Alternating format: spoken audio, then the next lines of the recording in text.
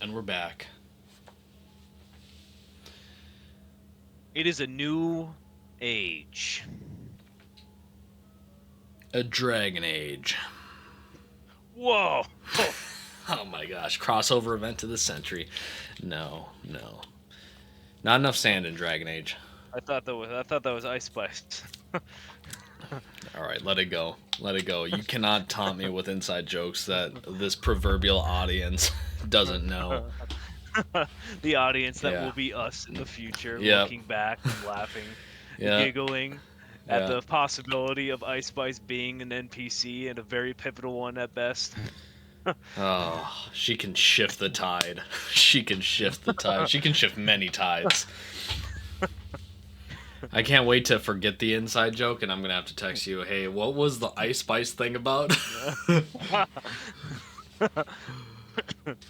I wonder how far she would have gone in the world at that point in time. Whether or not she's unmentionable or like an eco-terrorist at that point, who knows, man? Yeah, that's a good point. Who knows?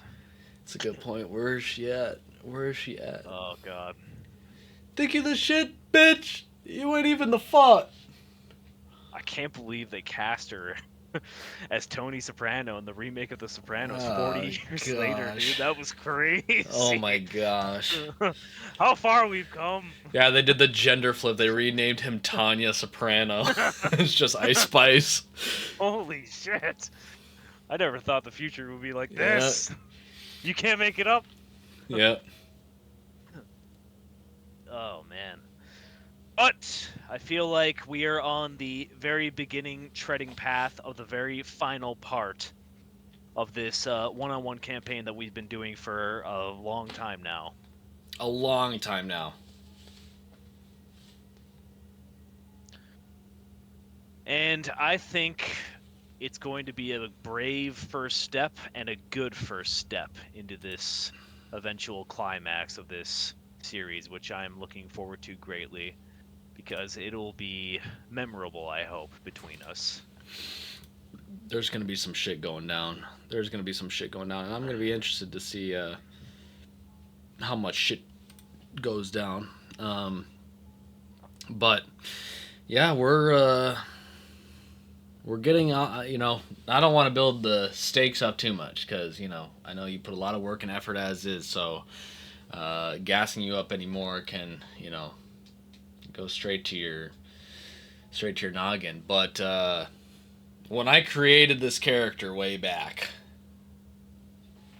this was this was the episode that I was waiting for to see what would happen to this character. About like what would happen if he just was like, yeah, let me stand, let me testify.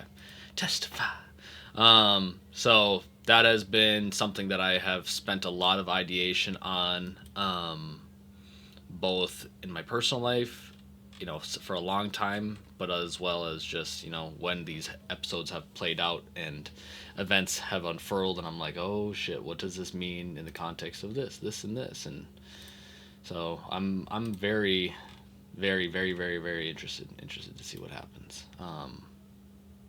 But yeah,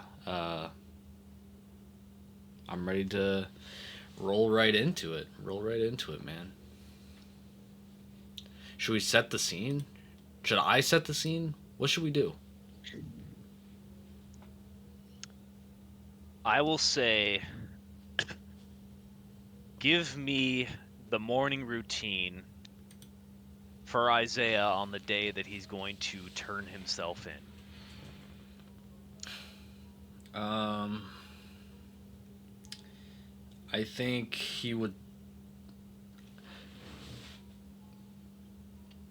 Before I go any further, we can relinquish the name Adam. I mean, we've done it for a while now, but Oh, I forget. Yeah, for the purposes of this trial, I understand that I'm technically testifying as Isaiah. So it will we come can. into play. Yes. Yep, yep, yep. So I just want to reiterate that it is okay. This is a safe space, Ray. But what I would say is that Isaiah or Adam would spend his day like most days. He would get up, uh, probably wash himself. In this case, he would wash himself. I would be at my mother's place still at this point, and I would probably bathe in the river Treves, probably a secluded area behind a couple of trees and bushes or something like that. And if there's any crocodiles in this water, it would be away from them. And I would wash myself, take care of myself, and uh, I would probably spend actually a lot of my day doing my goodbyes and my rounds. I would be. I think we had the rounds where I was celebrating with all the folks and, catching up because I pulled them into a space that they were not necessarily familiar with. I was the only kind of common denominator between all of these individuals. And so this would be a moment of just saying, today is the day and the day that I called you all here for. And, your presence is greatly appreciated, and your tolerance towards this inconvenience is also very much appreciated. I don't know what's going to happen, and your wishes mean the very best, but honestly, what I'm here um, is to seek justice as opposed to spend my time on that stand making pleas. So if this does see me going to jail, prison, uh, maybe exiled, potentially even executed, just know that that is right by me, because what is right by me is justice. And so I want you guys to know that I support whatever outcome comes of this, and that nothing will be held back. The truth and everything associated with the truth will be brought onto the table. And yeah, beyond that little monologue that I would probably have with many different individuals, and those conversations would happen in different permutations. I think how I would talk to my mom and my sisters would be a little bit more intimate, albeit softer, because I don't think my family wants to know that I would be okay with my own execution. And similarly, I think I would do some things like that for Mowgli and a couple of other folks, because I think they would deal with it different than others. But I think for like individuals like Amun and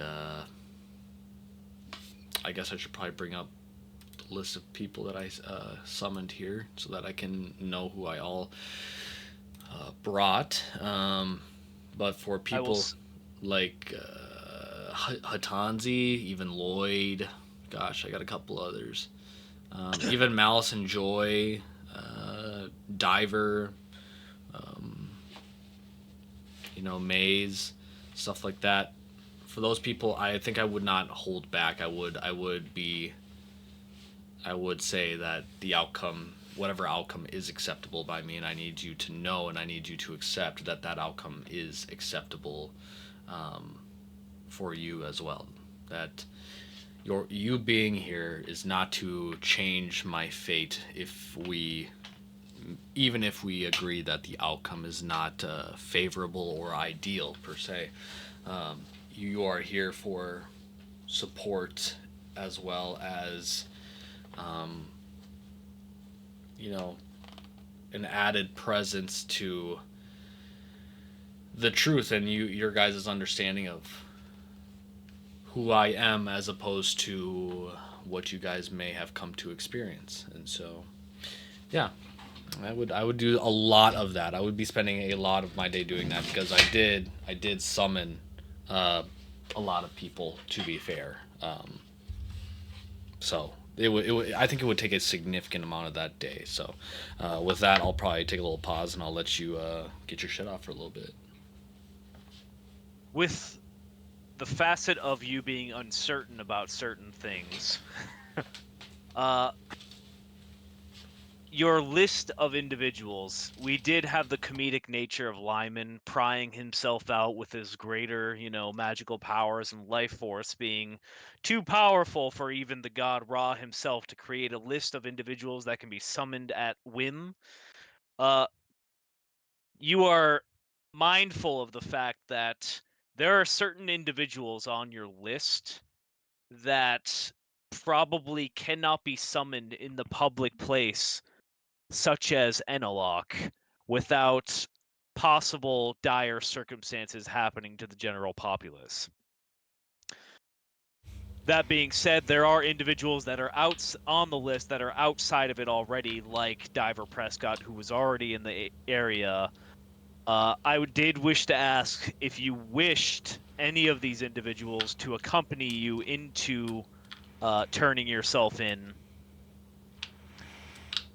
Um, and no, go ahead. proceeding with you to the actual, ceremony at court. I think the most immediate individuals would be my family, and then secondary to that would be Mowgli, Amun, Malice, Joy, and what was this lady's name? I believe Hatanzi, and then Tanzi. Okay. everyone else at their will. If they were to, if they wish to accompany me again, at that point it's optional. Those are the people that I think I would probably explicitly ask for. Everyone else is nice to haves, but I don't want to force them if that's not where they are at, or if their comfort level isn't to their liking for what that requires of them. So, but yeah, so that's what I say on that.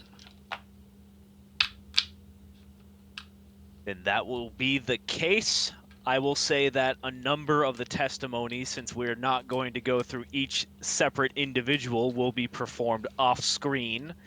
Uh, How dare some you? of them will be random, some of them will be very pivotal and placed properly through the requirements of the court themselves, typically in the order of how soon after Isaiah's journey had begun and then his eventual return to Jubaxi, which obviously Amun would be in the latter part. Yep, yep. I understand, Your Honor. I understand. As you Bitch. travel through the town, you bathe yourself in the River Trebs. You have noticed a decent change throughout the city. There is no sun any longer across the sky during the day. However, bastions of light have been created by clerics and druids. Artificial, magical sunlight has been distributed throughout the city itself in large globes to cause somewhat of a form of illumination in the more prioritized areas of the city of Pharos, which is vast, but in the outside farmlands, only small enchantments of light can be found. Marketplaces, bazaars, the banks, and a number of very studious universities and military academy itself have all been well lit at this point in time. You also take notice that these creeping vines of the hags themselves have slowly been encompassing a number of the buildings throughout Pharos, coming to the attention and aggravation of some disgruntled business and building owners. some of the vines themselves give off a sunlit light from flower petals and have been thoroughly ignored by many passerbys, messengers, and many of the day-to-day folk. A number of them attempting to remove the vines, cutting them, watching them regrow almost instantly, and then just simply tossing the piece that they had in the fire, adding to the light. Hmm.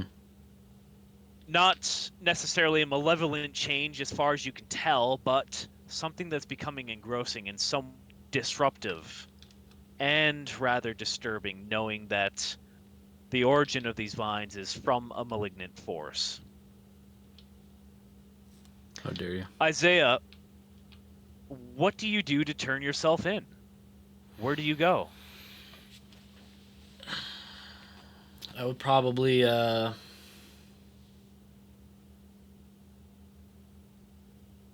put on whatever linens my mother has available. Um, because I don't know. Mothers always have linens. Yes. It just doesn't feel. I can't explain tangibly why, but it just doesn't feel necessarily appropriate to try to turn myself in as a soldier and have my armor on and my axe and then my shield. It just doesn't feel necessarily appropriate or necessary for the occasion. So I would have, linens of whatever assortment, and I don't necessarily, and I would hope not, but I would try to find manacles of some sort. So I would not go looking around my mom's room for manacles. I'd probably go elsewhere to try to procure some. Whether that's the neighbors or maybe I just take some more clothes and just bind them around my hands. But yeah, I would take my group that wishes to join me, and I would walk out from the front door, look around, take in the beautiful, albeit haunting, surrounding lights, and just kind of take in the outdoors. Just take in the clouds refracting and reflecting the artificial light coming from the ground below, and taking in my surroundings, maybe just actively perceive the breeze, because this may be one of the last times that I have it. Um, and so, with my hands pretty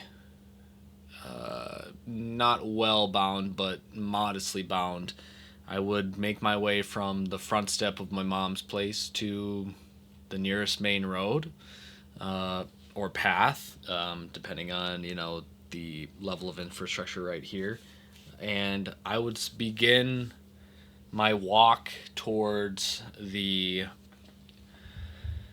obsidian pyramids, and I would probably keep on walking until, if guards will just let me pass by, I will keep passing them by. If I'm stopped, then obviously I won't try to hide it. But I think what I would do is, if allowable, I would try to walk down the main path and get to, a center square of Pharos. Um, Maybe like a public space right in front of the obsidian pyramids. Um, and I don't think I have thaumaturgy. Let me just double check that I don't have thaumaturgy on my character. And no, I do not have cantrips as a paladin because I'm a coward.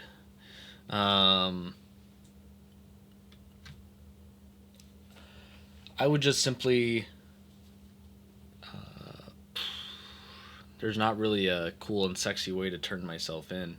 Um, in the center of the square, I would say out loud to the group, to anyone that's listening in front of the people, uh, I would say, everyone, my name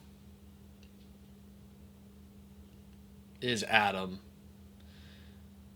Some of you may know me as Isaiah of Jabaxi. Um, Give me a second here. Hang on.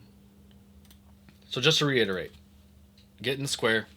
Everyone, may I have your attention? My name is Atom, formerly known as Isaiah of Jabaxi, son of Solana and Rashad, and I am wanted for the deaths of Sir Captain Sylvan. I don't actually know if he's knighted, but he's Sir to me. Nolesh and Jek of the Paladin armies, and I am here to turn myself in. And I would, A number of people pass you by, brush past you, not really paying you any mind. Some people are listening. and I would stick my bound hands up in the air, and I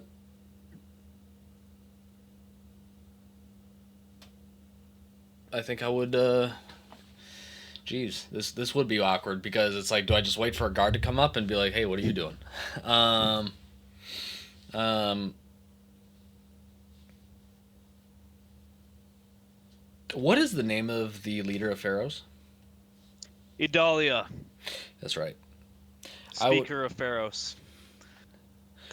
I would like. I would announce to everyone. I would say, if Adalia is available, bring her here because I believe she may be looking for me.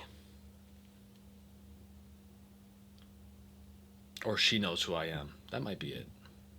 You see a local, one of the local merchant boys. He just kind of like he's been smirking and just kind of like taking in your whole show, thinking it's some type of stage play. And he says, well, "If Adalia came here, I have something for her too. I'm sure she wants me." Can I pick up that he means that in a sexual manner? Yeah, you kind of get that. He's a young, dumb, arrogant lad that thinks that you're just kind of like running a gag right now, having a bit. Yeah. I would Gets a look. few chuckles from the crowd. Yeah. I would look at him and I would be like, yeah, this was certainly a mistake. Not necessarily the right approach. Uh, Thank you. Pardon me. I will be turning myself in somewhere else. And I think I would go in to the Capitol steps. I don't know if the Capitol steps are considered the Obsidian Pyramids. I don't believe so. Um, so I would find the big building that says Capitol on it. And You can absolutely find the Capitol building, which is not too far away from the Obsidian Pyramids that have been here since the beginning of Jabaxi. But there is an appropriate actual civilization building that's not too far away that does have armed guards outside of it. The Obsidian Pyramids are rather unguarded as they are rather impenetrable. But yeah, you find yourself at the very front doors of the steps. okay. And what does how big are these doors? Is like a big set of double set doors? Yep, about we'll say about 10 feet tall or so, rather large and imposing. Hmm. Um.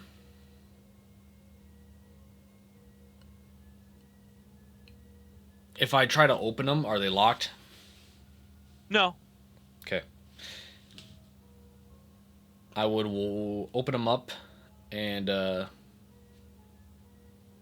would usher in everyone to probably wait outside and just say, if I don't come out, you know what happens, but more than likely I'll probably just be escorted out of this building and promptly walked to jail. Um, so I open the door, I walk in, and is there like is it like a foyer? What does the It's a entrance look like? large open hall with a large circular desk with about 4 people on either side working from it. But there is a desk speaker at the very front with a number of guards on either side of the far and left and right halls and walls, armed with lances and what looks to be some type of black and golden armor Hmm. that you know to be of the standard military, not the Medjai, but the standard military. Hmm. Okay, I would walk forward and I would wait for any speaker, the 8 people at the desk to, I guess, look up to me as I wait for customer service, guest service. Yeah, you see a kindly Triton woman. She has, I would say, pale green skin and a darker shade of green for her pixie haircut. Adorned in very beautiful robes herself. A decent nail job going on and looping earrings hanging off the side of her head. And she looks up at you with, well, just kindness in her eyes and is curious about the shackles and just says, "Do you have an appointment, please?" Um, can I make a perception check to see if there's anyone in this space that I know? Make a perception check. That's not a fantastic roll. Let's just double check here.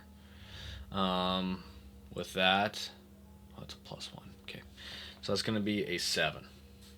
All right, hold on.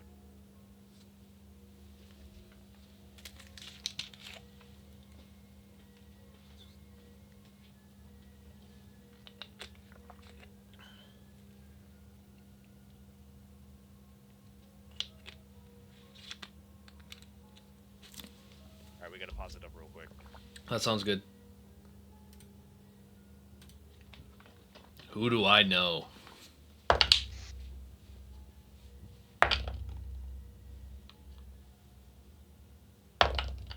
Roll me a perception check, my friend. I got a 7. A 7? Yep. It's funny because No, it's Isaiah, not. you Oh. are an esteemed warrior. You have gone through horrible ordeals, walked for what felt like centuries in the deserts of the Duat, across Salia, and back into the homeland of Jabaxi. You have faced gods, monsters, demons, and you find yourself in a very stressful social situation, and you begin to perspire. And you are standing in the capital of Pharos, the building where all the leadership and high council members and low council members come in to make business and talk about the future of Pharos.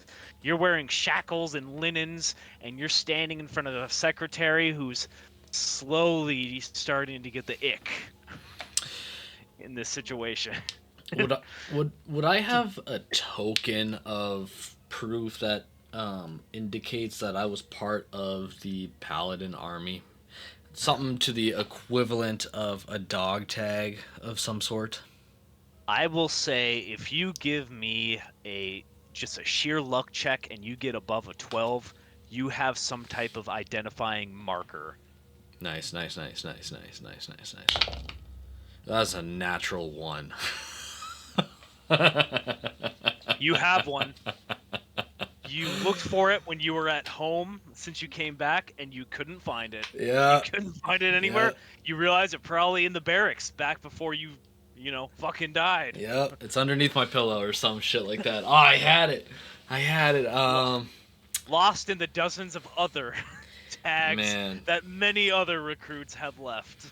Man, the unstoppable force and the immovable object, the rule of cool at a natural one.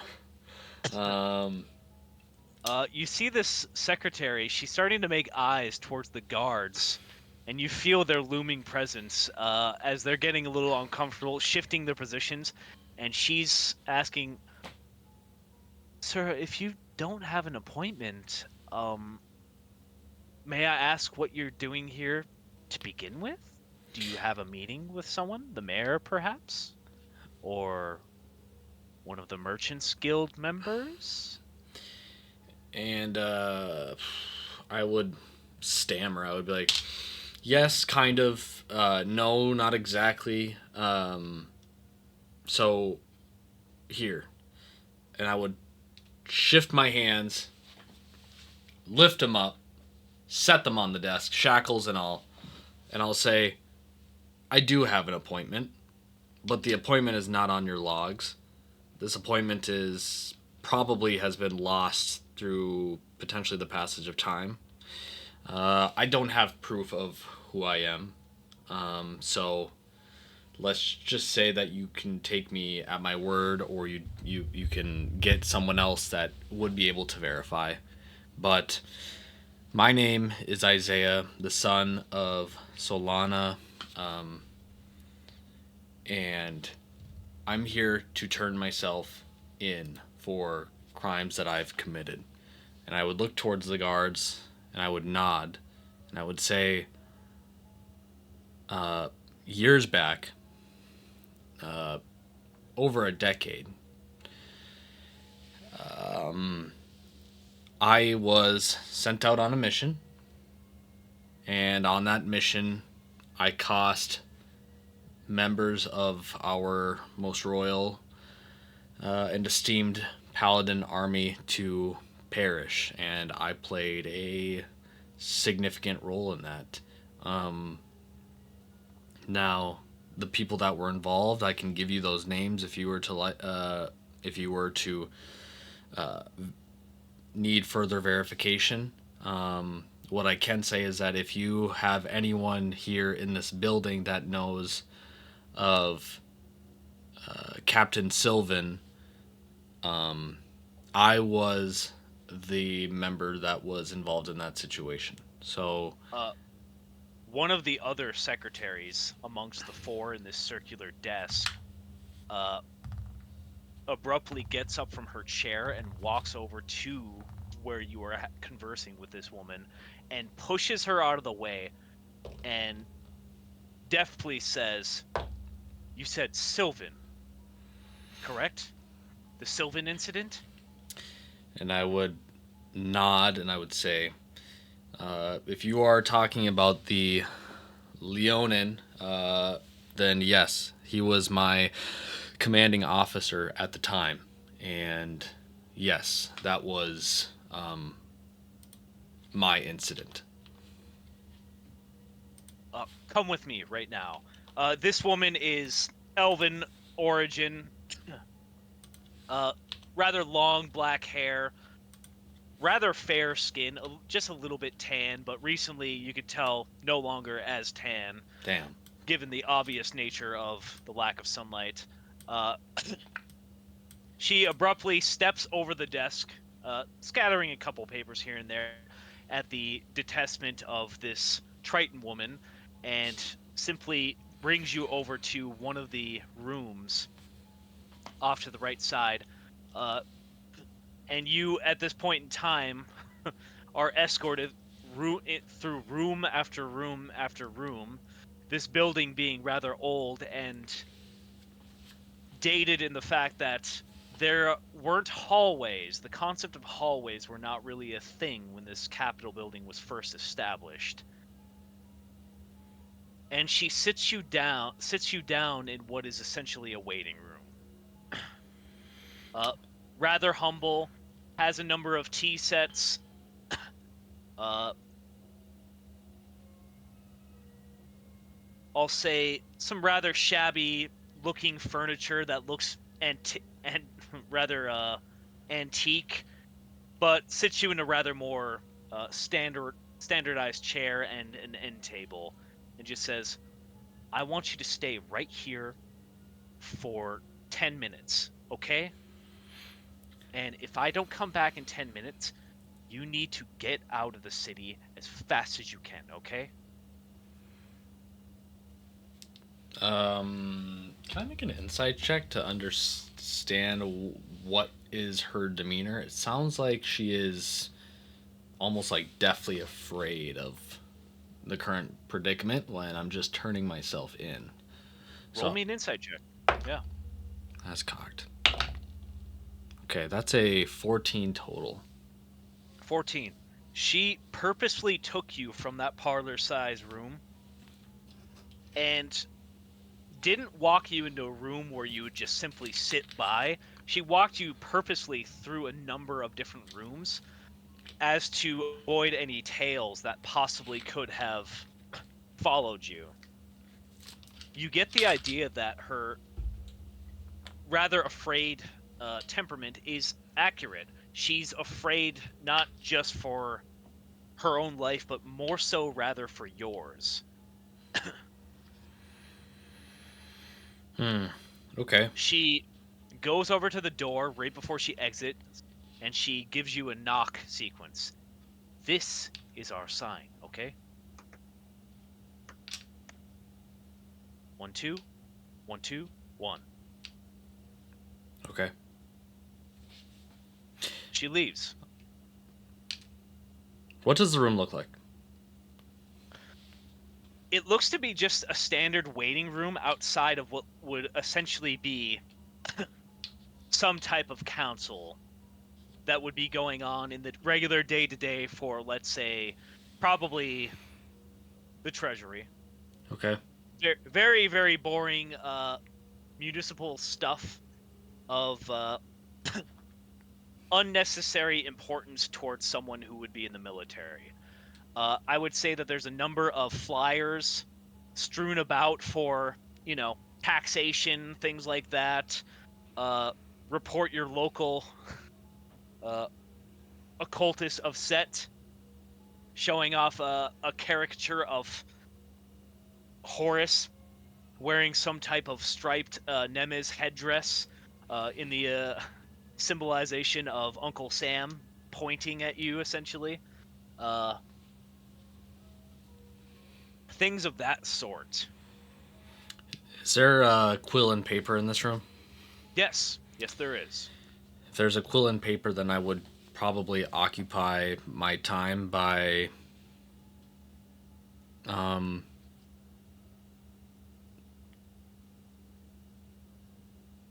I'd take my fucking stupid Barney fingers and start writing a letter, probably a memento of some sort. I would spend my last 10 minutes probably just writing down a series of short blurbs of theoretical goodbyes in the event that this were to lead to my execution. And I would say one is addressed to my family, just in the broad sense, my family. Um, I would think I would have another one addressed to Amun. Uh, and I should say, since I have 10 minutes, I would have like maybe 3 or 4 letters worth of time. So I would have one addressed to the family, one addressed to Amun, Malice, and Joy. One to Mowgli, and Mowgli specifically. And then the other one be towards probably Ro. And all of them would say similar things of, after all of this time, I'm finally at the precipice of doing the right thing and setting the slate clean. And I want to thank you for the, you know, immensely impactful role you played in my journey to get here. And I can only help not help, hope that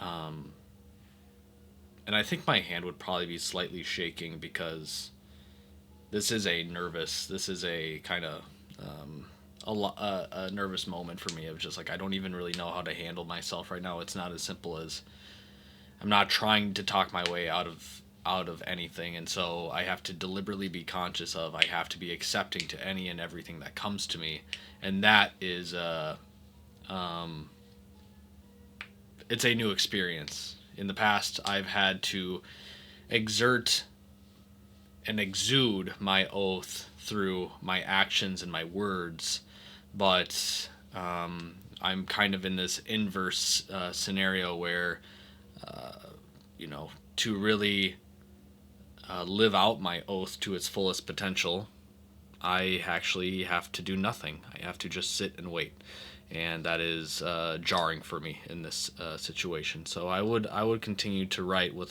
the shaky pen and quill and paper, I should say. That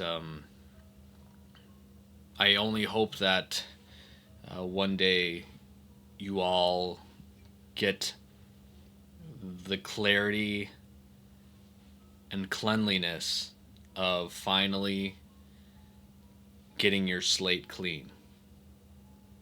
And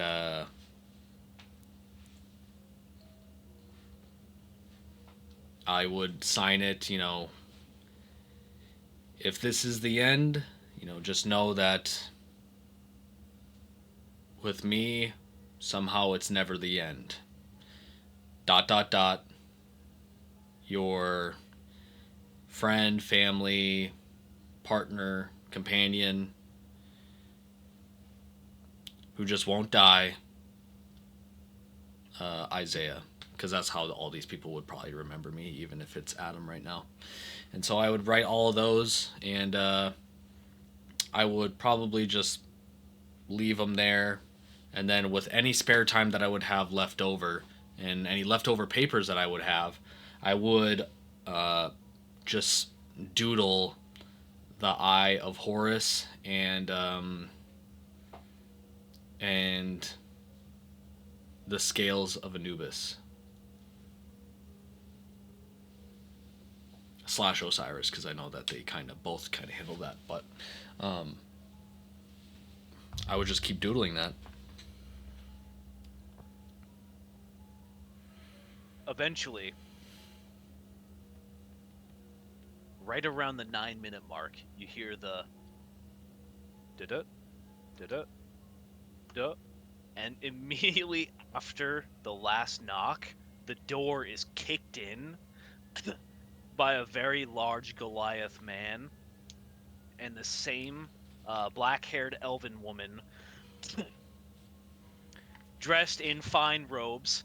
At this point in time, the elven woman is sporting what looks to be a black eye and a bloody lip, and the Goliath man has an arrow in his back that he doesn't seem quite to really mind, or maybe notice. They are both carrying what looks to be two bodies. Do I know the And bodies? the elven woman looks at the Goliath and says, "Are you fucking kidding me? I told him we'd knock! You knocked! I don't know! I didn't know! I was knocking too!" And she just shakes her head in anger. Fucking idiot.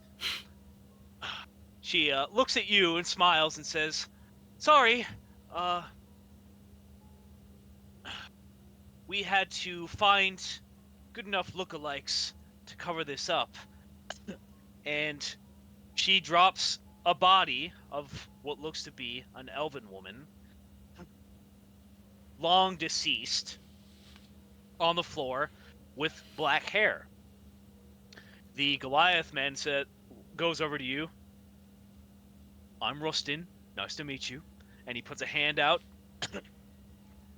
And with my hands in their manacles slash wraps, I would take both of my hands and just clasp them around his, and I would say, "Nice to meet you, Rustin."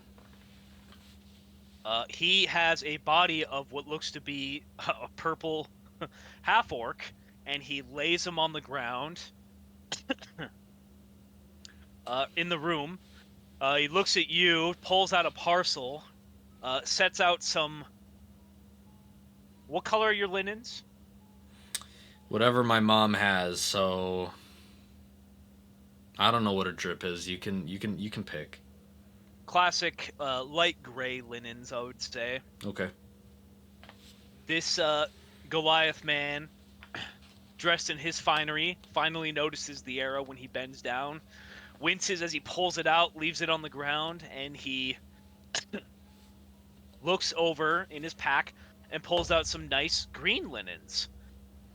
All right, young man, get undressed and dress these on. We need to make this clean.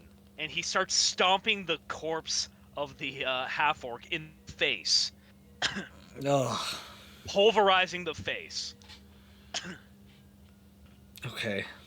I can't think about that right now. I put on the green linens.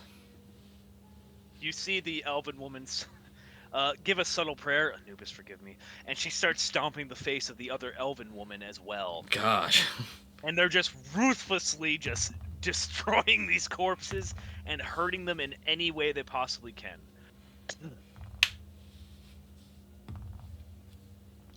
You are promptly stripped and redressed in these finer linens. It's a bit of a fucking shitty job because, you're shackled at this point in time. Yeah. And the elven woman has dressed this body as a decoy for herself to be left here. The Goliath and the elven woman look over towards you and say, all right. They'll probably be here soon, so we should probably start the fire somewhere else in the building and get this place nice and evacuated. And the elven woman looks at him, and she says, I already started the fire. I look Oh, at fuck. I look at both of them and I'm saying, just give me 30 seconds here. So, I have been gone for a long, long time, and I don't claim to be a legal expert or knowledgeable on how these proceedings go, but I have never had. I've never heard of anyone turning themselves in, resulting in an elf and a half orc getting stomped out, followed by a burning Capitol building. So what's going on right now? Okay. To our credit, I want it to be said, they were dead for a long time. They were just the most recent ones that we could find. Also, it being said, uh, you need to know that there are still headhunters looking for you as we speak. And with that big public display that you did in the parlor over there, I could tell it was just a matter of time before they, well, hunted your head. The Goliath gets in the way. That is besides the point. What is the point is that Rashad told us you'd be coming. He just didn't tell us where you'd be coming. So, a number of us have been spread out to make sure you made a nice, safe, pleasant journey to your trial. That being said, oh, I smell the smoke now. That being said, as much as I love Adalia, and I love her dearly, I don't trust her as much as I trust the alligators and the trips. When he says he loves Adalia, is that also sexual? No. Okay. Well, maybe. But this large Goliath man looks at you and he says, to believe that you are Isaiah would be ridiculous if I didn't see an old friend just walk up to me a few days ago.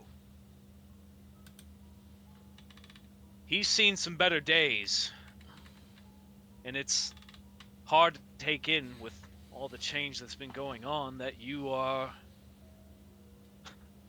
well, you're Rashad's child in Solana's. And I think if it wasn't for Rashad, I wouldn't be having this conversation in the first place. So the least I can do is make sure that his son makes it to his destiny in one piece, with his head preferably on. The elven woman steps over. I'm Fia, by the way. I knew Rashad when he was a boy. And, You said Thea with a oh, TH or a Fia with an F? an F. Okay. F-I-A. Okay. I taught Rashad a lot, and once he finally grew, he taught me plenty as well. I love him dearly, and I like to think that if we had known each other, there would be a shared love as well. But, to keep things brief, I did set the Capitol building on fire, which I'm sure I'll pay for in the afterlife. But, no one should be hurt. It's been rather drab lately with the sun being gone, so not too much business has been done in the section anyways. Uh, before this fire is put out, we should probably leave. And, well, it'll buy us some time. I'm sure that eventually the cultists and headhunters will eventually figure out that that's not you and that's not me. So, how about we skedaddle then? And she casts invisibility on all three of you. Okay. We're off to it. If we're invisible, then I can't really reply to the conversation. We're going. Cue a number of abrupt stops and colliding into one another, falling down, and eventually you guys exit the building. You feel a guiding hand bringing you, very solid, very strong. You can assume that it is our good friend Rustin's, and they guide you over to what is essentially a covered wagon of sorts. We'll say it's a tinker's wagon, so some type of wandering. We'll say what is the word? Artificer that you are brought into the back, and the spell of invisibility ends. And you find yourself in the presence of what looks to be your two friends and two of Jabaxi's finest guards.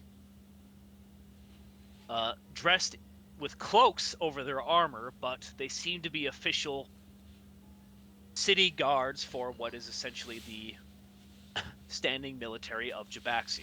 Once again, not the Medjai, but the standard branch. And they, through their helmets, look at you with actual wide eyes. But they don't say anything. So you're saying there's two Jabaxi guards? Yep. And those are the ones with the wide eyes? Yep, they look at you with rather utter awe, and business in mind, keep their mouths shut, but they don't take their eyes off of you. You definitely get the feeling that they're very tense around you. Not long after that, the wagon is up and running, and someone who is the carriage driver is going and bringing you outside of what seems to be the town. And I don't know who the carriage driver is. You can't see them. If you want, you can try, but It's at this risky. point in time, you're sitting down, sandwiched in between your two friends and the two guards on the opposite side of you. I would look at everyone in the carriage and... No, I would not look actually at anyone, and I would say out loud and I would say, if any of you have any worries of harboring a fugitive such as myself, I encourage you to not worry, as I mean you no harm. In fact, I am myself am a bit confused at the events occurring here, but earnestly, there's nothing malicious or violent planned from my end. I only seek to get resolution, so there's nothing to be worried about with me, because I would assume in the next few days or so I'll either be um, at the bottom of a cell rotting, or I will be uh, set free in a matter of speaking. The guards, one of the guards will speak up. I'll say the one on your right. Seems to be maybe a middle-aged man or so. Speaks up and just asks, "Do you have anything to declare in possession before your trial?"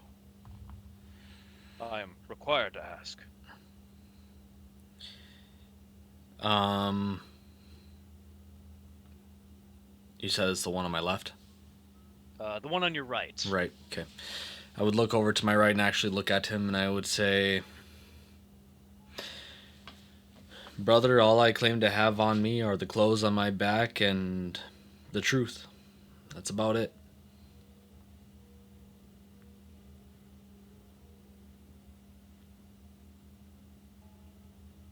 The one on the left just kind of looks at the other one and nods and says, Do you have anything physical to declare?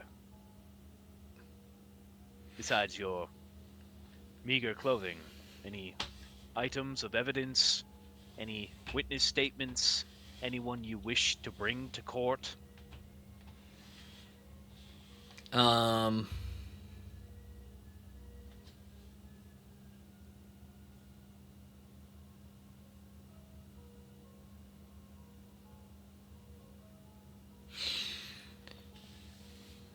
I have my own witness testimony.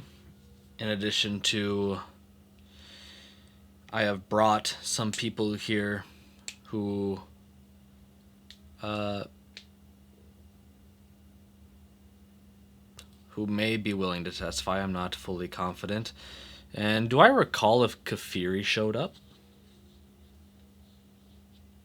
I will say that that was one of the individuals that has agreed to show up and has remained on the list, as what their possible reaction would be is unknown and rather dangerous, potentially. Okay, so I haven't So, like, seen them yet. no, but you do know that they are on the list. Okay. They are willing to show and give testimony.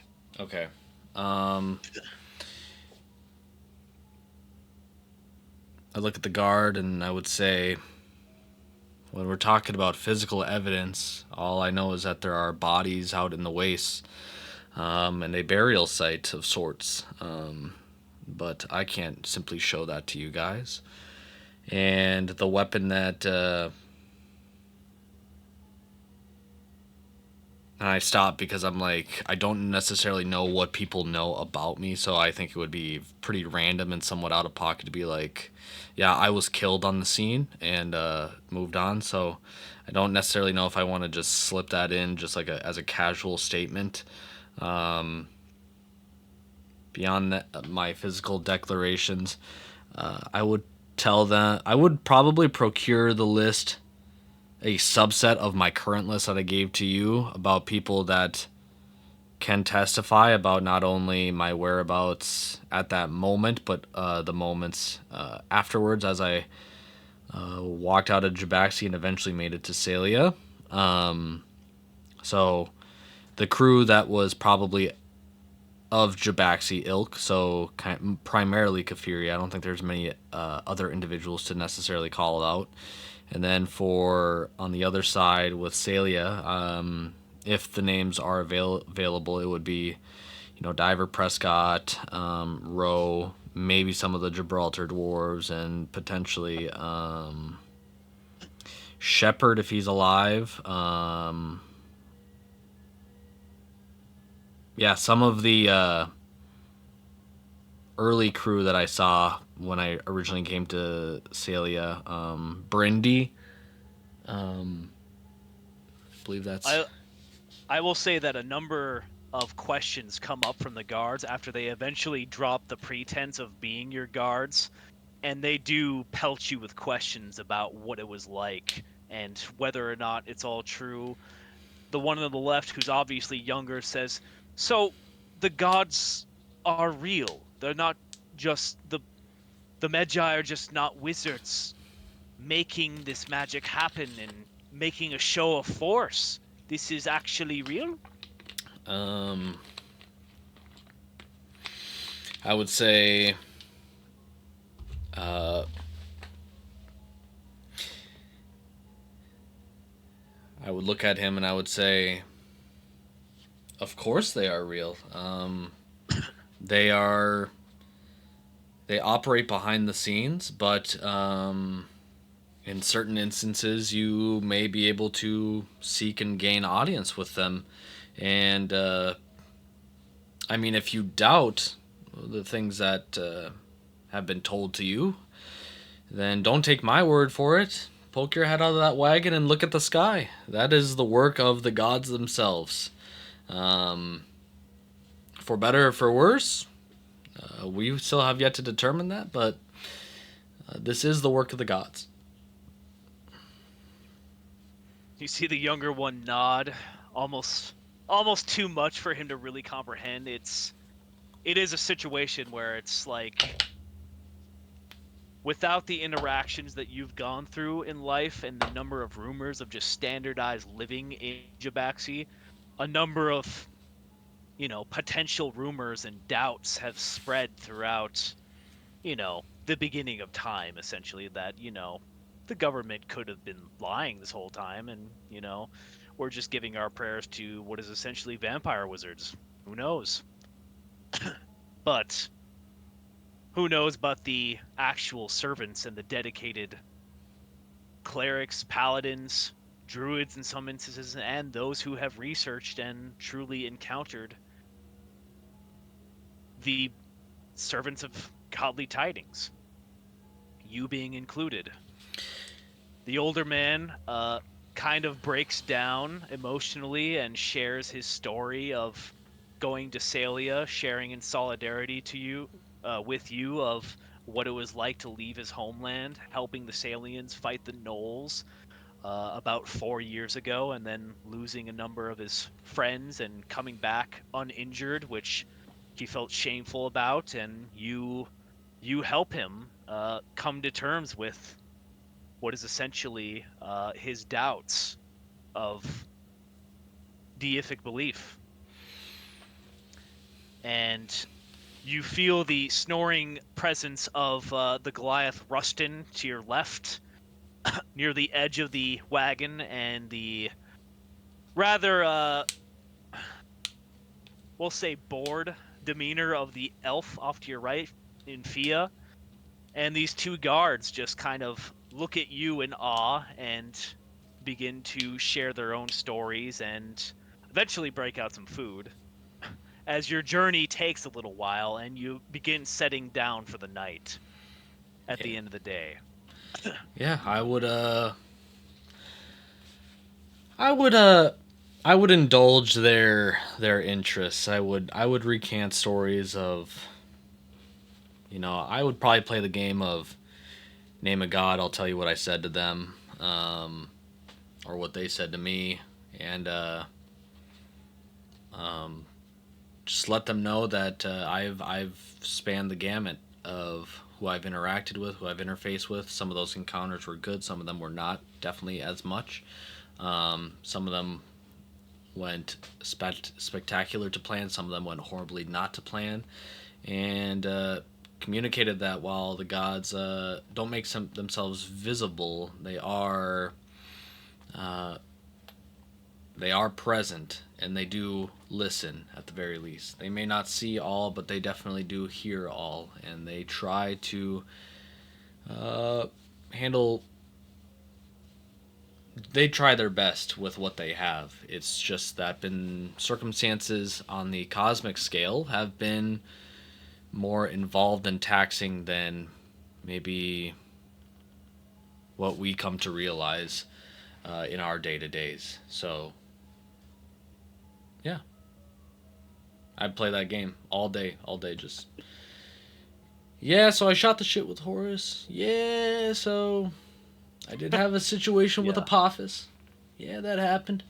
Um, Even with you being the living proof, a lot of eyebrows are raised, and quizzical brows, singular brows are raised, and like, are you sure? Are you really sure that that happened? Sure, buddy. Sure. mhm. Also, I But didn't say this. I would give my letters to Fia, and I would tell her to give those to the appropriate people.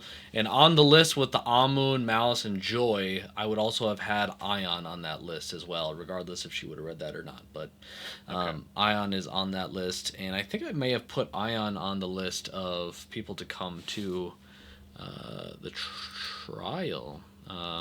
Yep, she's on here. I have her right below Aslam Durai and right above Malice. So, um, yeah. Nonetheless, continuing on, I ride the cabin or the wagon until we have to stop. I guess.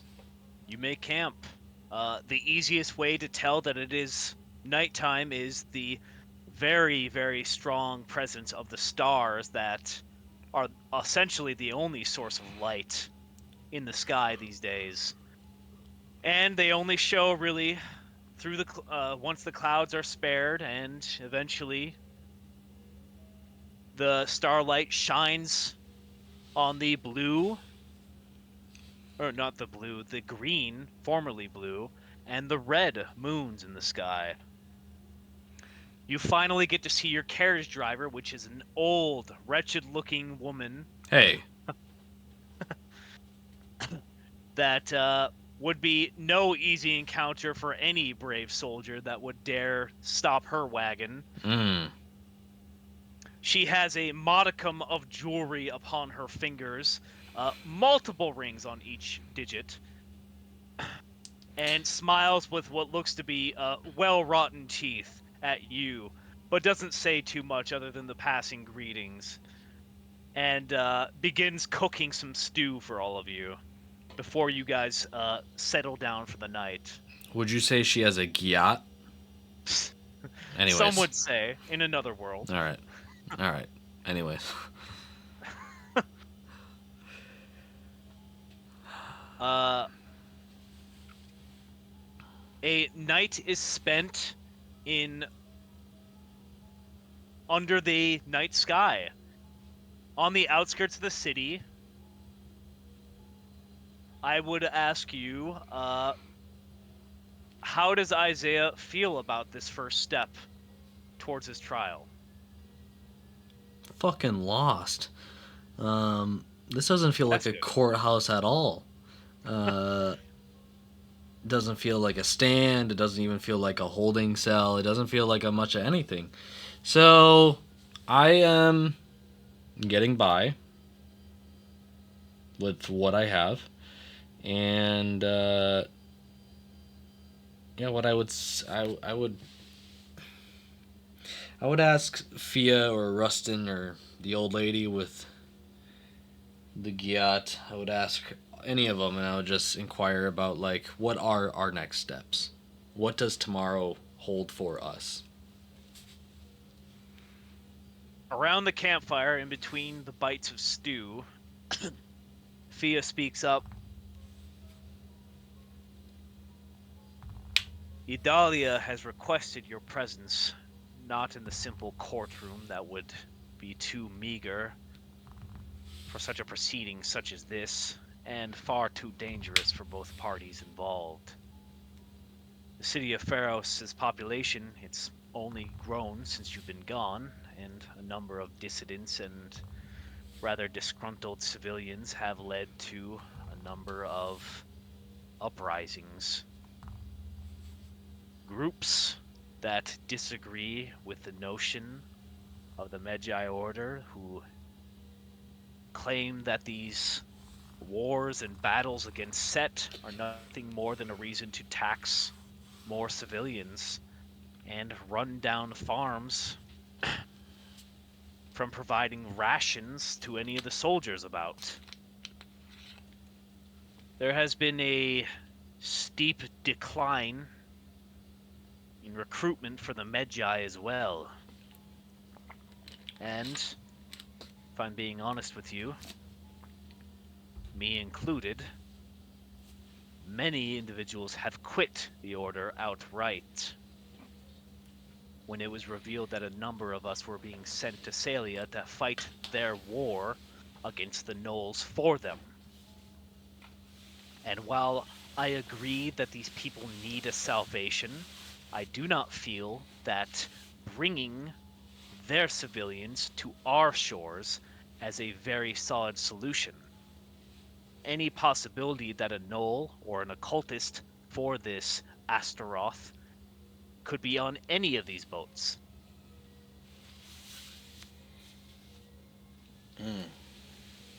So, Idalia has believed, and so has Rashad, that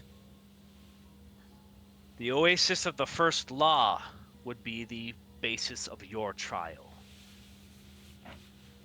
A number of enchantments will be placed to gain the truth from all of you, anyone who speaks. The judges and lawyers have long been picked.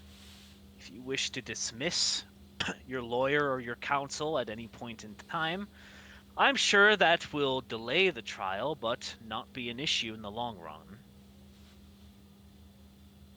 Keep in mind, there are still rumors that dangers are afoot, and that is causing a great force of will Bless you. upon the Medjai. That was in universe burp. Yep. A great force of will on the Medjai that constantly intrude on his, let's say, schemes. He's planning something big, and he's putting on a big show to keep anyone from finding out what it might be. However, I think there's a good chance that we can handle it. So, one more day, we get you to the Oasis. We close our eyes on the way out so that we don't know the way back. And hopefully, you are set free. But knowing Adalia, that she'll likely have some plan in place to make sure that she wins out in the end, and what she truly wants, I do not know, but I do know that you scare her, Isaiah. You scare her greatly. And if you scare her, then that can only mean that you scare Horus as well. In my head, I'm thinking I'm just a dude. I'm just a boy. I'm just a boy. But I don't say that. And if they cast Detect Thoughts, they would have to. They could not even pry that from the deepest part of my fucking noggin. They couldn't get that. It's not on the surface. That's deep within. But on the surface, I look calm and collected and say,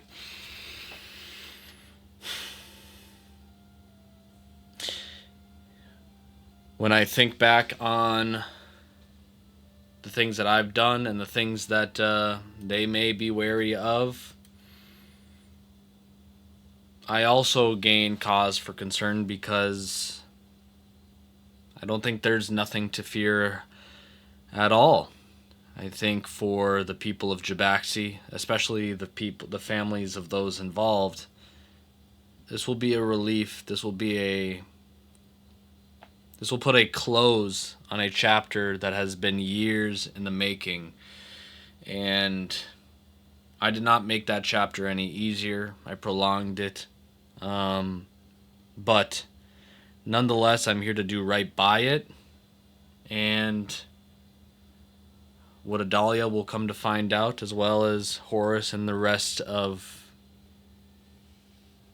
I suppose, Jabaxi, is that the truth will set them free.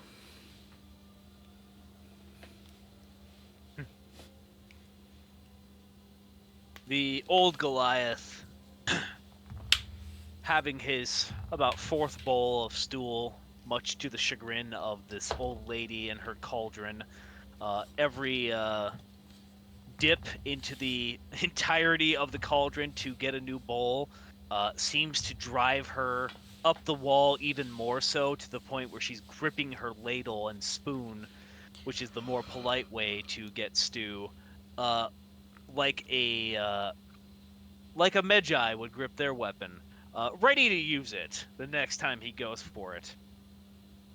The Goliath chuckles and says, I think the truth would set Idalia very free, and something of that sort might be the worst thing she could possibly imagine. She is a good person, deep down. She cares about Jabaxi, but I think sometimes she just cares more about destroying Set. It's all she has ever wished for, as long as I have known her. So, I hope you coming forward the way you are, with no struggle and actual assistance, maybe she will see this new chapter as something good for Jabaxi, and not just her war. That's what I pray. I nod with reassurance and I say,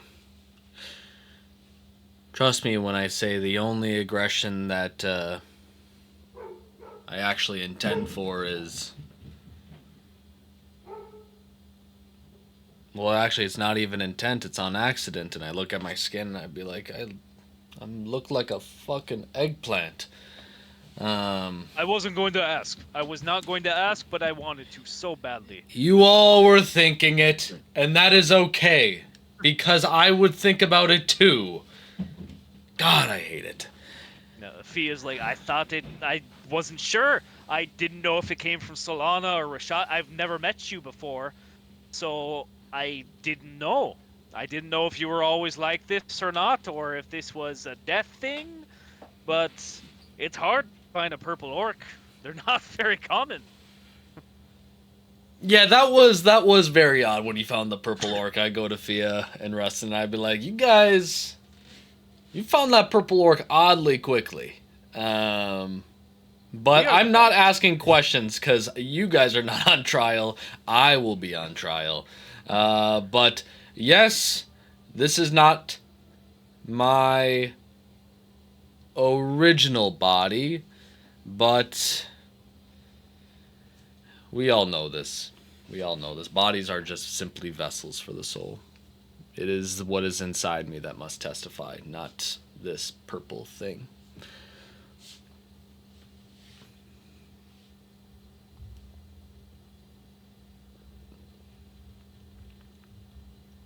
Alas, shall we get some rest? We have a long day tomorrow. Take your rest, son of Rashad. We have plenty of those who can take watch throughout, well, this eternal fucking night. Yeah, yeah. Is it? What's And, the environment around us like? Very stepstony. There's a number of trees here and there, but you guys have been traveling for a whole day, so you guys are getting to what's essentially a little bit further away from the desert itself and a little bit more towards the rocky tree-like areas. So it's definitely not quite Nevada desert, but more so a lush desert, Okay. we'll say. I think before I go to bed, I'll find a decent sized tree and with my one of my remaining moments of privacy, I'm gonna stroke that eggplant, man. Oh God. I'm just kidding. I'm just kidding. I had to get an Gotta eggplant do it joke now. in while I'm still purple. You know, I might Yeah, be you dead. gotta do it You know, now. You so gotta do it now. yep, yep, yep. So in realizing how purple I am, I had to take advantage of the joke. Anyways, nonetheless, I will take my long rest. You take your long rest. I'm almost tempted to ask, very short description, what does Isaiah dream of? Hmm. Where does his mind go?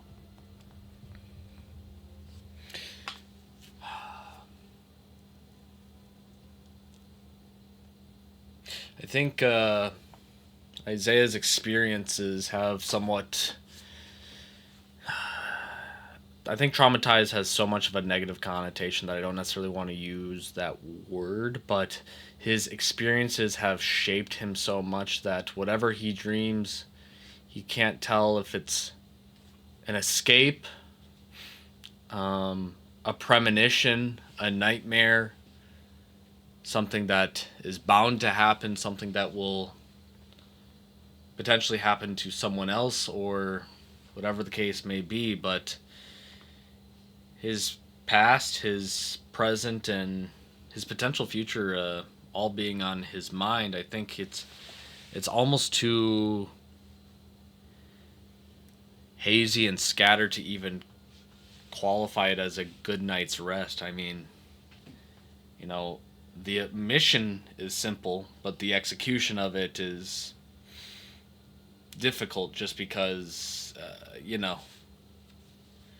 he's watched Law and Order. He knows how court proceedings can kind of be a sabotage, kind of, a stick up of sorts, a verbal stick up where they will twist your words and be like, "Oh, so you did do it?" And I'm like, "No, I just said I didn't do it."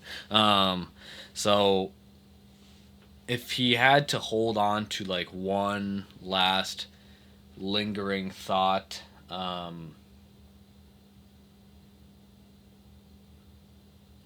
it would be that.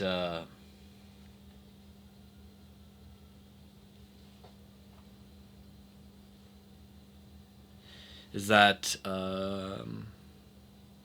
you know his calm will be coming after the storm, and to know that that wiping the slate clean.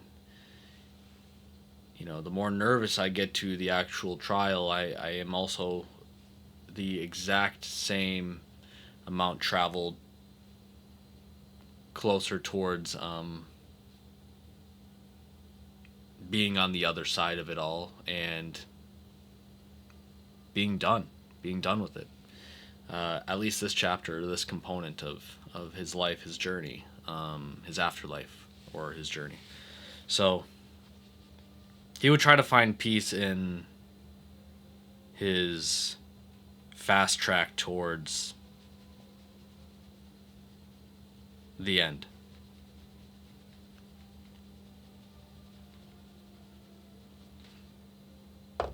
And he sleeps. Isaiah, you have a moment in time when you find yourself awake.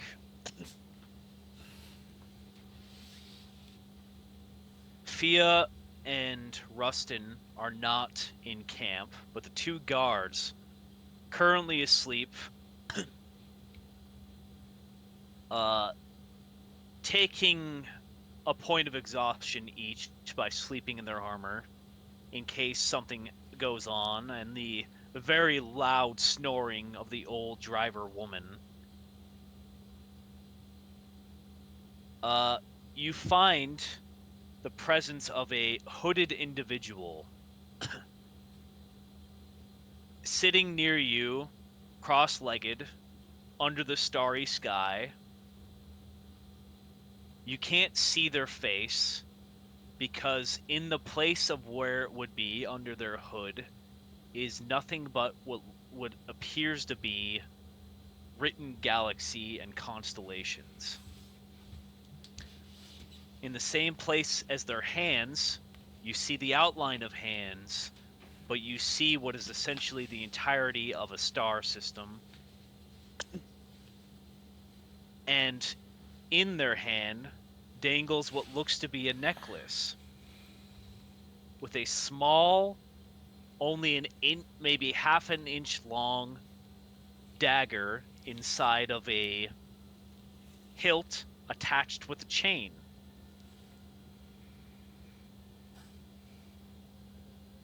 This individual spins the necklace on this chain around in their hand, and then it goes up into the air, disappears out of sight, and they clap their hands together, and suddenly the chain is around your neck. Can I make And it? No, go ahead. you don't hear any words, but you feel the intention of what this necklace is supposed to do. In the case you are hurt, bite down on it and pull the blade free. Mm. I would can I make an arcana slash history check to see if this necklace is in any way related to the necklace that my father gave me when I saw him outside Chiraku?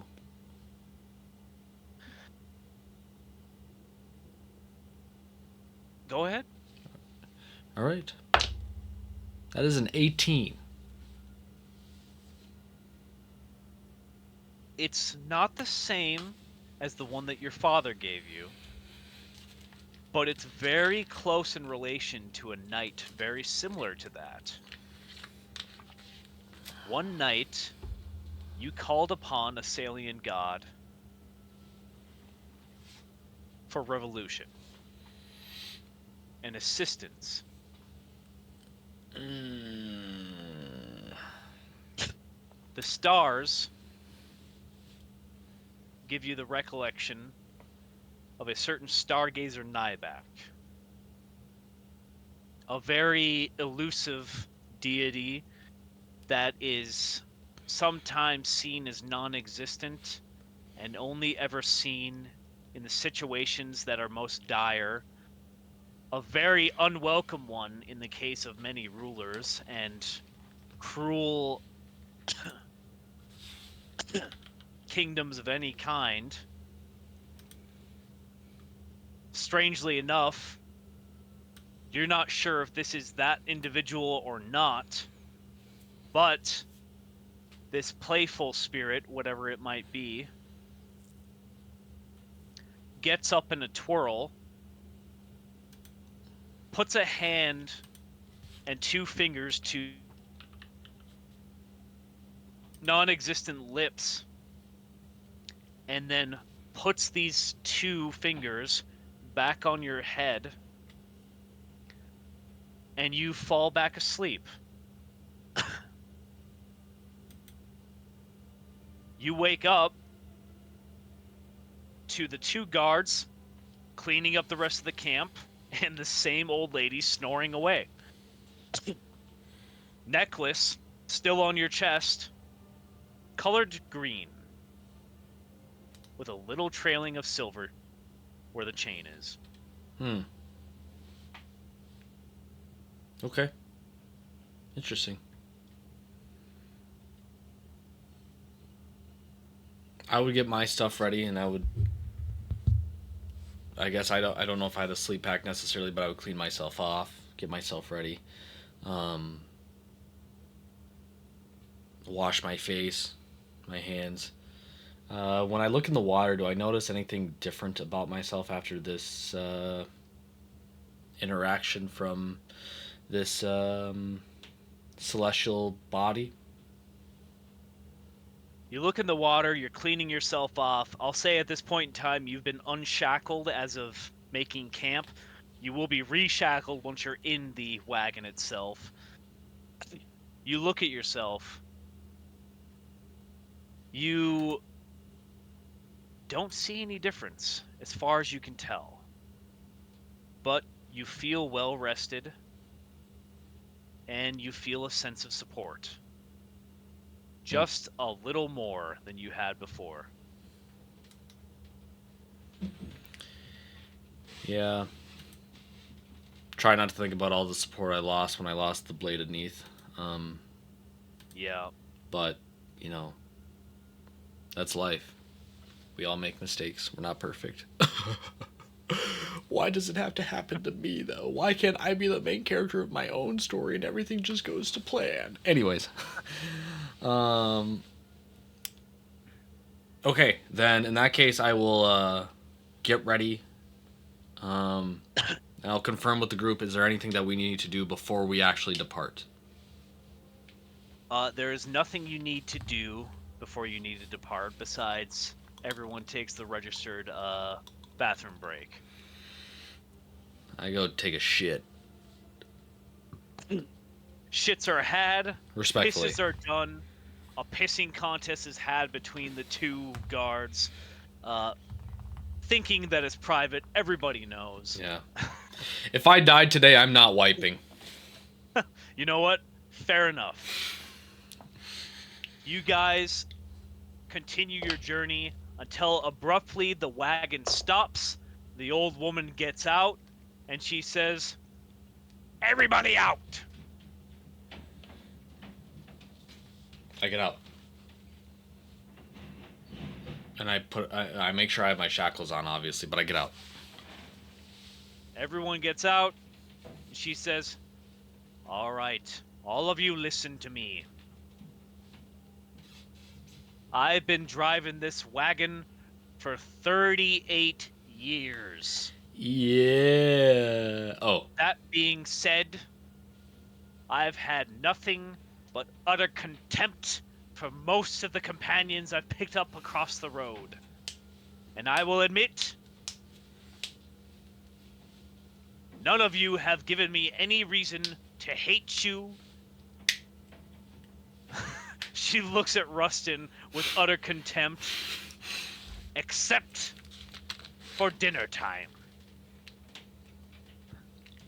That being said, a ritual has to be had in order for me to find the first oasis. So, I ask of you to all give me your power and prayers, so as I don't lead us to the realm of Set by accident. Oh, That's a gosh. joke.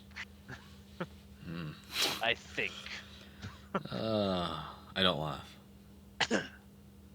And the old woman, she stands in front of her carriage, being pulled by camels, I should have said in the beginning, but she begins her ritual, spreading out a black cloth and pulling out a number of golden roses, spreading the petals here and there around the carriage itself, chanting in some type of unknown dialect of Jabaxi no one has ever heard before at this moment in time. And eventually, all the petals from the ritual begin to twirl and swirl, and they shoot off in what is a ring around the road. The black banner on the ground begins to wrap itself around the woman's head, and she gets back up on the carriage and says, "Now, I think we're in business."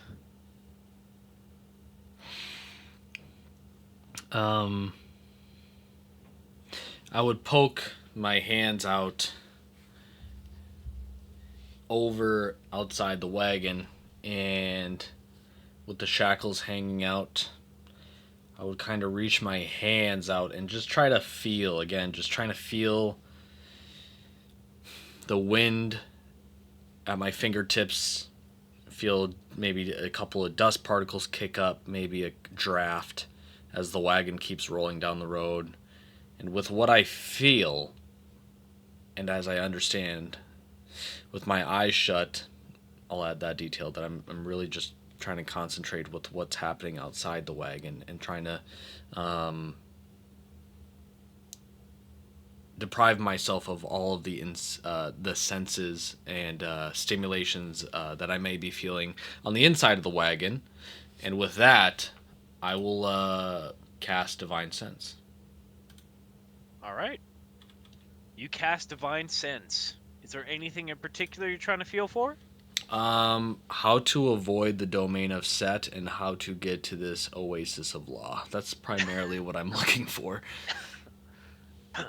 You see both Fia and Rustin begin their own prayers and chanting, and the two guards themselves are praying their heads off, not sure what else they can really do in the situation.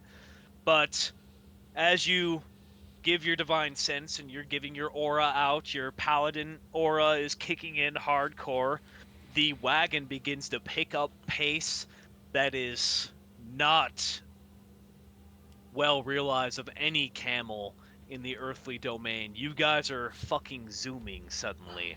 And this old woman is cackling, and soon enough, you see that this banner begins to wrap itself not only around her head, but over her eyes, over her mouth, over her whole body, until she is fully transformed into what is essentially a black bird like deity individual, and she is fucking booking it and cackling as this wagon is bumping and going wild.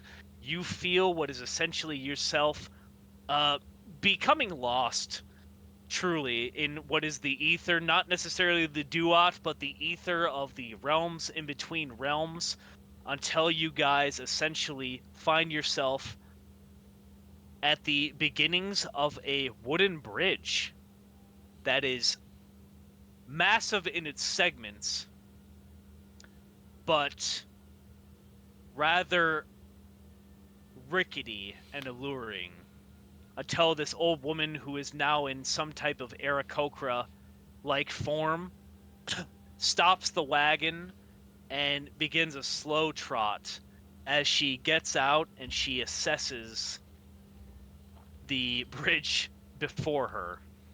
She's not a hag, is Uh, she? I don't want to typecast her, but I just have to clarify that. she had some hag like essence to her, but now it seems less hag like, more so otherworldly, celestial, not necessarily good, but not necessarily bad. But she appears to be wingless to begin with, Hmm. and she steps out onto the bridge and starts putting her weight on it to just test and see if it'll hold. And mind you, the dimensions of this bridge are rather large, but she seems rather accepting of her assessment and begins her camels forward. And one abrupt drop lurches your guys' stomachs, and then a second one for the back wheels, and you guys seem to be on this bridge at this point in time, which is about 15 feet in width. So a decent amount of width, and she's going down the center of it. Have to be honest, never been this way before. Never been there before, but here we go. And you see Rustin has suddenly begun holding what is the innards of his stomach as best he can inside of himself. And Thea is just like, no, no, no, fucking do it outside. Get outside if you're going to do it. And the Beautiful. two guards are like, what the fuck is going on? But for you, it's just, Tuesday. This This is is pretty this is a regular. good day. Yeah, this is not too bad actually. And you guys eventually find yourself on the other side of the bridge after two abrupt stomps and a couple of dry heaves from Rustin after he's given everything up. You guys find yourself on the other side of this bridge, and you guys are going deeper and deeper into what is this steppe-like forest environment, until you finally find yourself in the presence of what looks to be Medjai. Oh gosh. All right. All right. You see what is the Medjai appropriate uh, uniformed guards of what seems to be captains and lieutenants. Stop your carriage and they ask everyone to get out. Um, I get out, of course. I listen. I get out. Yeah, they look everyone over. They detain Rustin and Fia for the time being, and they relieve the two guards from their duty.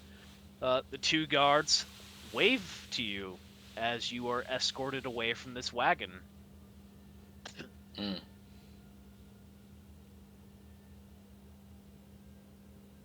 I wave to them. We had a good time. Yeah, it's a solemn moment, but eventually the two guards are escorted away off to what's seemingly a settlement, some battlements here and there. And you find that you're still in Jabaxi, probably the mortal plane itself, just a more secreted away area from any type of individual that wouldn't know the way, hopefully. And the Medjai ask you a number of questions to verify your identity. You are verified as what is believed to be Isaiah of Pharos, son of Rashad, son of Solana, and former Medjai before your MIA status and eventual terrorist status was established in the past recent days. Well, it's a little dramatic, but I understand. It is, but it's also not your fault. Yeah. Shit happens, you know. Anyways, Yeah. that'll come up. Probably come up. Eventually, you are brought deep into a valley of an oasis, and you find yourself in the presence of very alarmingly large uh, archer-like women standing around what is essentially this obsidian-like podium. Each of these three women themselves bear what is essentially elemental garbs, presiding over the elements of, I would essentially believe to be, I wrote down fire, water, and earth, not wind in this case. Because But fuck these wind. women, yeah, I agree. Uh, the women are about 12 feet tall. They bear upon themselves the demeanor of no one is greater than us. And off to the side, outside of this altar station, you see what is essentially a statue, we'll say, a monument to what goes on here. As you see what is essentially the case of execution that they more than likely have in mind, as it shows these three women shooting someone upon this podium with three arrows as they wear what is essentially a witness's bag upon their face and shackles not too different from the ones that you're bearing upon yourself.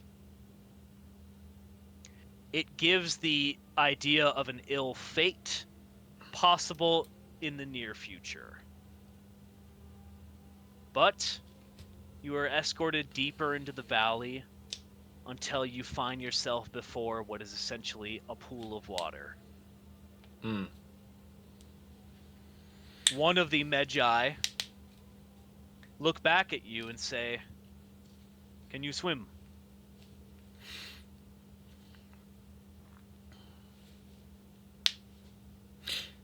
I look at him and inquisitively, and I ask him, and I ask him. I say, "Do you know where I've been?"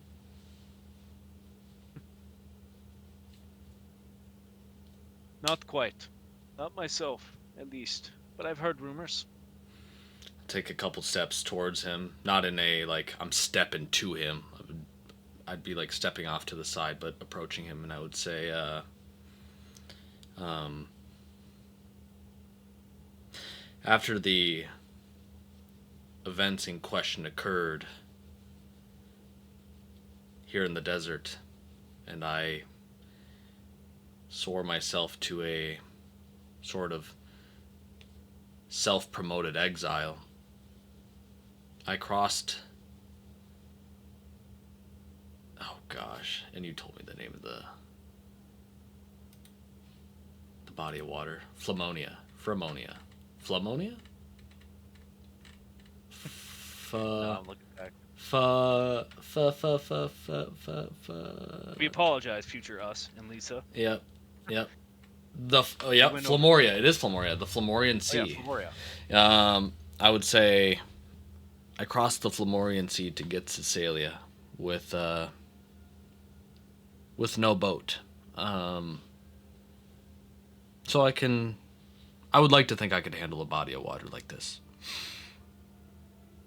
And I nod. Good to hear. My entire life has been led to me guarding these oases as the last remnants of the world that Jabaxi used to be. These are the final waters that we have left. You see that this particular Medjai begins disarming himself. He removes his belt, he removes his breastplate. You see adorned with the symbol of Sobek upon it. You see that he's a green half-orc. Nice. Badass. Badass. He has a shaved head besides his mohawk, which matched his helmet on the outside. Not recently shaved, so he has a little stubble on the sides here and there. My whole life, I've been led to believe that the Medjai were above reproach until about my first year in. And I found that they're no different from anyone else. Maybe more so passionate than most others, but passion can be shared in many different ways. So I ask of you, and these remnants of the first age of Jabaxi, the age of Osiris, and the age of Ra before that, we shall swim to the bottom, and we will drink deep the waters of the old world. And we will close our eyes, and the trial shall begin. I Do you have nod. anything you wish to say before it? I'll nod with understanding and I'll say, um, when I was a kid, me and my mother would look deep into her crystal ball that she had, and trust me, this is more than just a child's tale, but we would look and we would observe my father, Rashad, who was a Medjai as well, and we would watch him carry out his heroic deeds. You know, it's not often that you get to get a front row seat to some of the greatness your lineage has accomplished. And that really sold me on the idea that to be a hero, you have to do incredibly heroic things and lay it all on the line when other people may not. And that dream came crashing down hard on me in particular. But to not make this about me, I learned that my father was a special type of man, but barring him, I've learned that we are all fallible in that whether it's a whether it's someone who's only making by with the clothes on their back to, you know, a soldier in an army, to a Medjai, or to even a god or celestial. We all have our fallibilities, and what this trial and what I've come to learn is that we have to be careful with who we put on pedestals because we may let ourselves down in one way or another. But beyond that, regardless of your preconceived notions of me, whether you know everything about me and what this trial is about or you know nothing about me, I do want to say before this all happens, I do want to say thank you for your service in protecting these old ancient waters of the old world. That is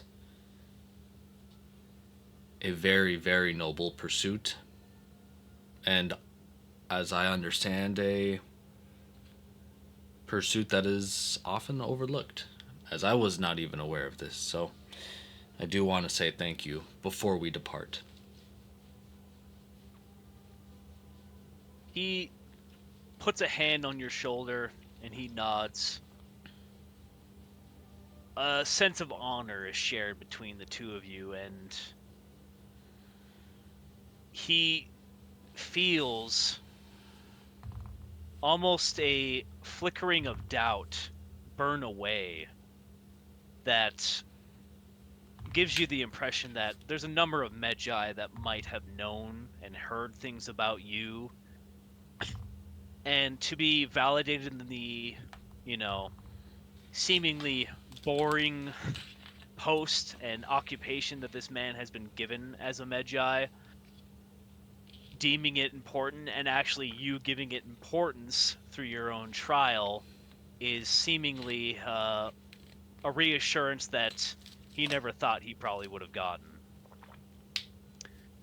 He removes your shackles and is hence disarmed of everything. Before you go in, he gets about knee to waist deep, and he says, "Weapons are not permitted," and promptly removed by many enchantments in place. If you see individuals with weaponry, and they are unmasked, I wish you to point them out to me so that I may make assessments and possibly remove them myself. I will be acting as the bailiff in your trial for at least today. There should be, and they will make themselves apparent, masked individuals that will act as protection for all those in the case of this court. A number of individuals you will see, a number of witnesses that cannot possibly make the journey, shall be displayed in other forms of illusory enchantments. But be assured, testimony reports are being taken as we speak from the individuals you told other individuals in passing.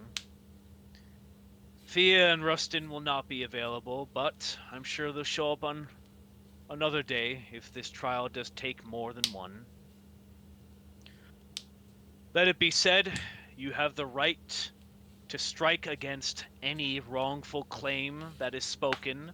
We only wish that you ask to strike it after the full statement is given. Do you agree to these terms? I agree to these terms. Then, follow me. It is not a far swim, but I don't wish you to be lost in the darkness. And he dives in. And I jump in. And I All get right. in there. The water is very pleasant. It is very nice, and it is rather shiny and bright on the surface from the enchanting flames that are above. But the further you go down, as you see this orcish man swim, the darker it becomes. Your dark vision begins to kick in, and eventually you see the half-orc stop before it's ever pitch black, and he turns around and looks at you. He crosses his legs, and he closes his eyes, and he puts his hands in contrition, and he begins to pray. And he opens his mouth and takes a deep breath and disappears. Hmm. Can I investigate down here to see if there's anything of consequence? Yes. And that's an 8. There doesn't seem to be anything of consequence besides maybe a stray boot. Mm. That shouldn't be in there, but oops. It's not going to be important to the trial. Okay. Then, in that case, I will say my small prayer. And my small prayer will be to Horus and Osiris. And all I'll say is, here we go. And I take a deep breath. As you take your deep breath, you find yourself in a large, almost featureless room of some sort. The only thing that actually has substance that you easily tell is the large dais in which you stand upon. Throughout this open area, you see a number of faces of individuals you recognize. You see a number of your contemporaries, Diver Prescott, you see Malice, you see Joy, you see Amun, you see a bear-like figure deep deep in the crowd. An individual suddenly apparates right next to you, Are they hot? and you see what looks to be this elderly, not too old, dark-skinned man. He looks at you in humble robes and a purple sash around his neck, and he looks at you with an inquiring eye, and he asks, "Would you happen to be Isaiah by chance?" I would get a little shifty and I'd be like, on a technicality, yes. On a technicality, no. But I am the person that needs to be on trial today, yes. Well, technicalities will be highly important today. I'm what is essentially, I guess you could call me your family lawyer, since I've respectfully represented your sister in a number of cases in the recent month. But I would be your lawyer for this evening. Do I get the idea that he is the lawyer to my political activist sister? Yes, All right. exactly the one. Yep. Yep. I nod in understanding, and I'd be like, I may not be as spicy as her, so maybe things will go smoother during this trial. But I also don't think my sister did the things that I did. So He looks you up and down, circles around you for a little bit, as the floor around his feet begins to show itself. Uh, Not anything in the form of architecture, but just a solid surface of what's like dark blue, maybe essence or stone. Just pulsates with every step, and below your own feet, it makes itself known. So, technicalities. You go by Isaiah, but you go by Atem as well. yes. Is this a private space?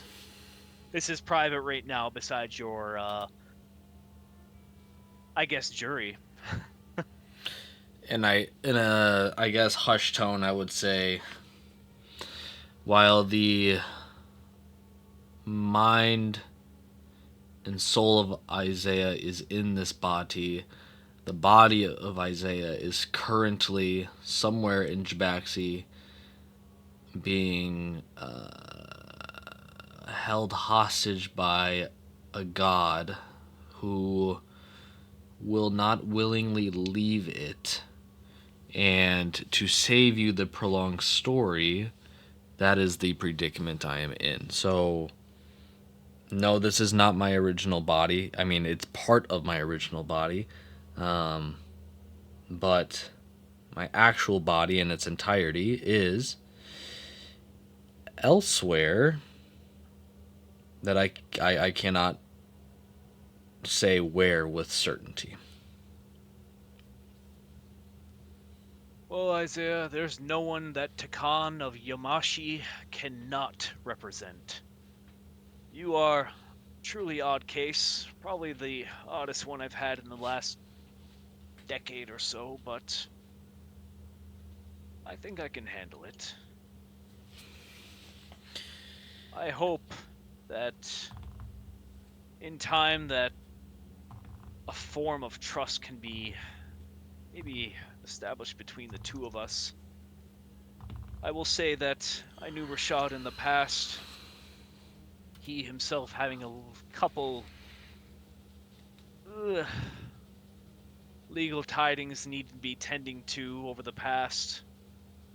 A number of 30 that were killed by him and Sylvan that were dubious in nature, but nothing a Medjai wouldn't get up to, I would say.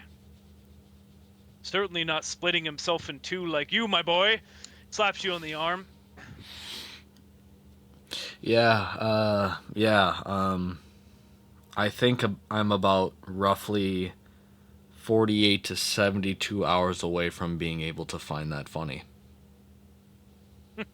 That's the spirit! I would like to make an inside check to see if this guy is like an actual family friend or if he is kind of like if he's like the Better Call Saul, that he's kind of a piece of shit that may have nefarious intentions. Let me tell you what, there's one of those you want and the other one you probably don't want. Yeah, exactly. And it's not the family friend you want. uh I got a natural Give me a roll. 19 for a 24. You get the idea that he's a good 30% Saul, 70% family friend Okay. that is definitely keeping it more professional and then, drinking and then never seeing them again for years Okay. after that. He'll definitely go over a couple of rules, the same rules that the half orc went over with you with, saying not to absolutely strike an objection.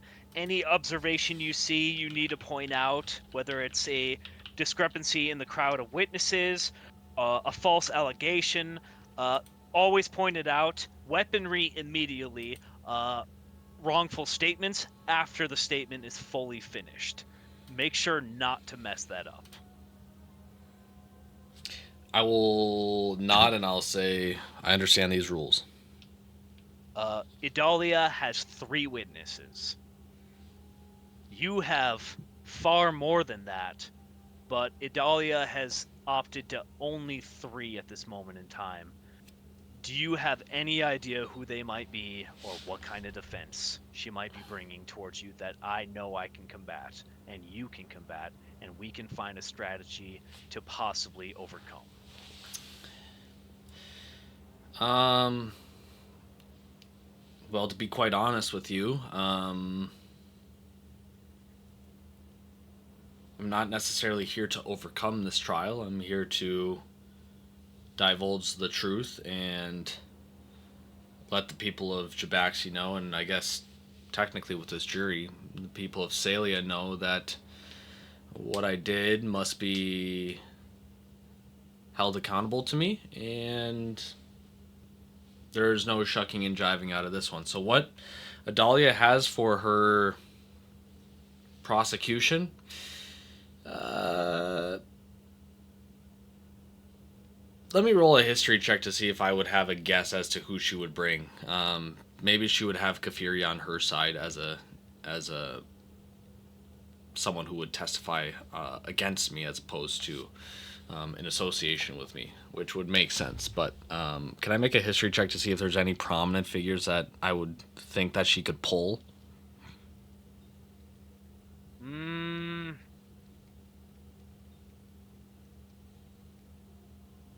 I'm going to say that I cannot tell you outright who they might be.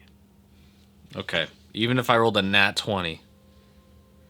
No, because unless you actually know yourself, this is a situation where you have to recollect. Okay. Um,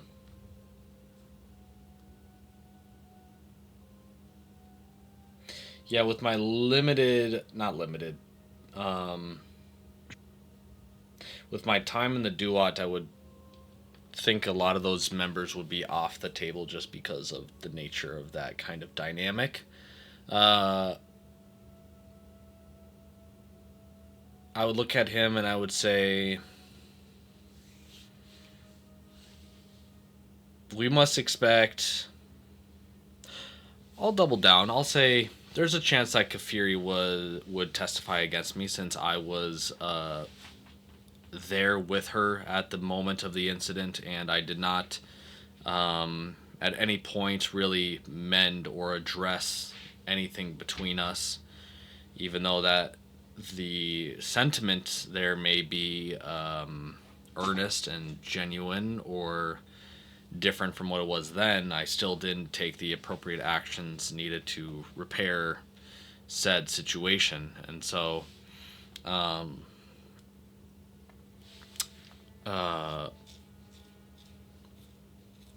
Kafiri may testify against us.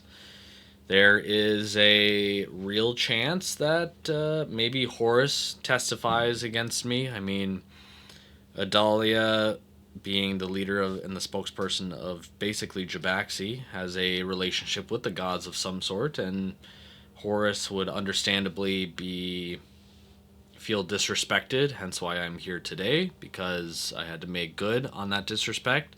So he may be here to testify against me, irregardless of how he may feel about any of my deeds since the inciting event. The third member, I'm trying to recall if there's anyone from Salia that Adalia would try to get, but all I know is that Jabaxi is primarily taking Salian refugees, and I don't necessarily know if there's anyone from Salia that would be a refugee that would come to Jabaxi to spill dirt on my name. So I don't necessarily have insight to give you from there. So I would say bank on Kafiri and potentially Horus. If Adalia has that level of power, I would anticipate she would want to exercise that power to leverage the court in her favor. Because while I may have numbers with what the jury is, she also has the voice and the power of three potentially more than likely significant witnesses in this case. But beyond that, I cannot tell you, or I cannot ascertain who would potentially testify against me.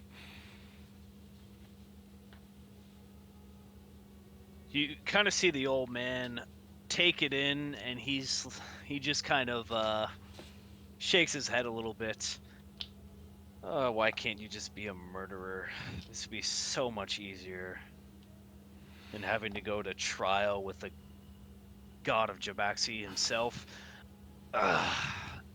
Kafiri, I can tear apart pretty easily. She's a rather guilty party if you actually have her still alive these days. I've done a number of things for her family that they've argued against and for, and let me tell you what, they're definitely going to be gunning for you this trial. Another person apparates on the other side, creating another dais. As you see, what is a young woman, a dwarvish woman, dressed in a very similar garb to the old man. She hot? D12. You roll a D12. You roll a D12. That is a natural 12. Oh my god. She showed up. Wow. Prime. Holy shit. Prime. Hair is perfect. Wow. I'm guilty. I'm fucking guilty. I say that. No, I'm just.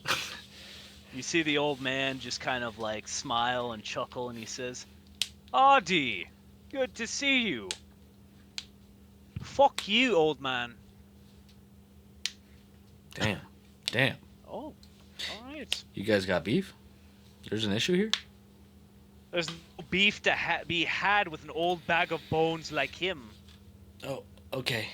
You're right. Keep your mind on the trial and your eyes off me. Oh, I try to look away. very sensitive, this one. Well, I assume next will be the judge or Idalia. Who wants to take some bets? Hmm? I have 3 gold. No one? No. I'll take a Come Dahlia. on, Isaiah. I'll take a Dahlia. You got Idalia? Okay. I'll roll. $3. 3 gold. 3 gold. Next one showing up, I'm gonna roll for it. Highs, it's Idalia. Lows, it's the judge. Oh. I rolled an 8. Damn it. A lizard folk in the center dais, in between both of you, shows up dressed in very austere garb, bearing upon his chest the scales of justice and balance we know to be associated with Anubis. This lizard folk has a headdress of many different peacock feathers, falcon feathers, adorned in multiple different colors, and looks at you down upon both of you as your daises begin to swivel in front of this one particular lizard folk.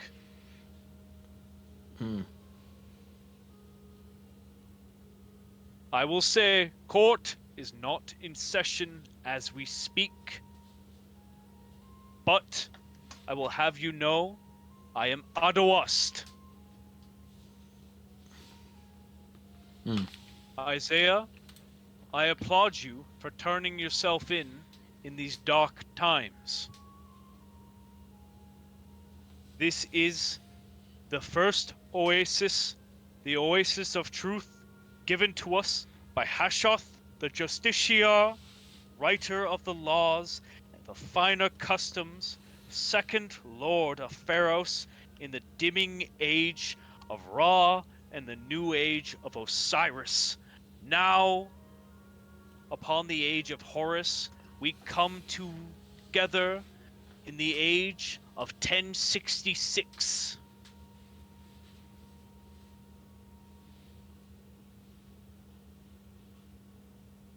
Where is Idalia? What? Where is she? Yeah. Suddenly the judge is Pissed. upset and kind of angry at this point in time. She may speak for the gods, but to be tardy in a situation such as this, in a court trial of the highest importance in the darkest of times, at her request, is most inappropriate. Can I step away to a side room? You can step off the dais. I'll step off the dais and I'll say, pardon me, Your Honor. If Adalia is not here, I would like to take a slight reprieve until she shows up.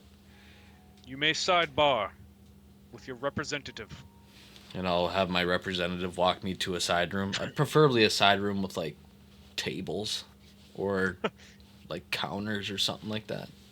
There is apparitions of furniture about. Okay. In this room, as quietly as I can.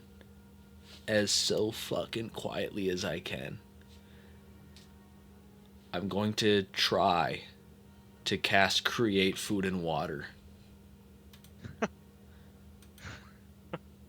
And I'm going to try to have one last meal before I have to testify. Even if I can't taste it. Your lawyer Takan is like, I don't know if we're supposed to be doing this. And he pulls out some salt and he starts salting the really plain tasting food, and starts chowing down as well. We get a little bit. I just want to eat a little bit. It doesn't even look like we. Because here's the thing, Here's the great thing about creating food and water. It's only a third level spell, but guess what? I create 45 pounds of food I and know. 30 gallons of It's water. insane. It's So insane. I can feed the jury, I can feed the judge, I can feed Adalia, you know? If a god shows up, I could potentially feed him. So Uh, I'll do that. Audie, Adalia's dwarven lawyer, she shows up with her nice attire and robes, and she asks if she can have some snacks.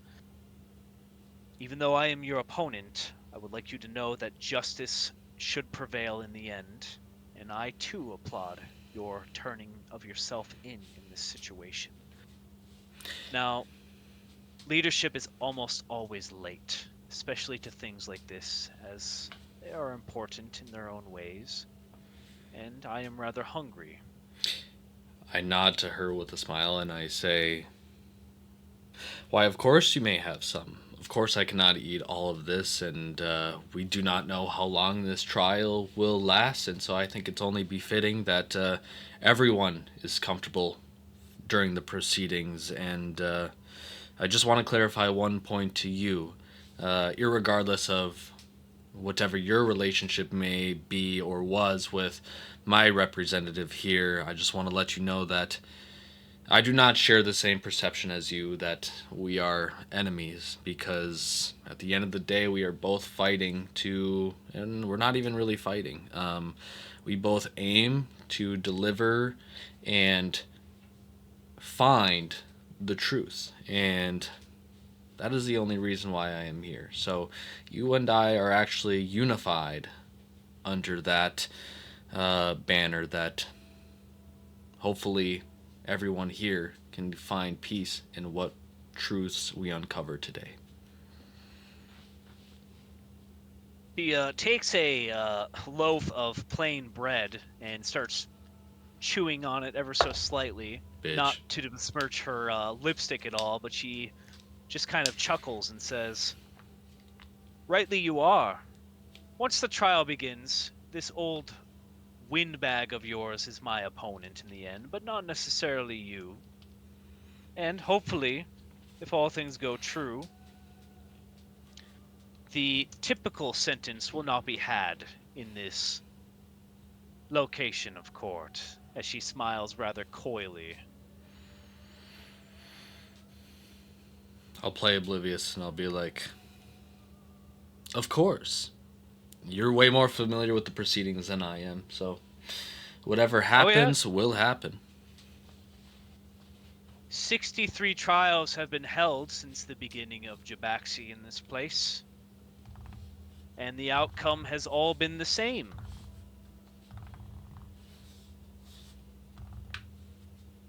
63 executions. She smiles and walks away with her loaf of bread. When I cast create food and water, I specifically made sure that the bread it has high carbs. Okay. She'll pay for that later. I'm playing the long game. I don't care if I get killed. Yeah, that's fine. It's fine. She'll suffer for it. She'll Yep. remember it Yep. forever. Alas, I will adjourn myself from this room having a full belly, a full tummy, and well, a modestly full tummy. And I will go to the stand once again, and I want to make a perception check to see if I notice any mischievous figures in the crowd.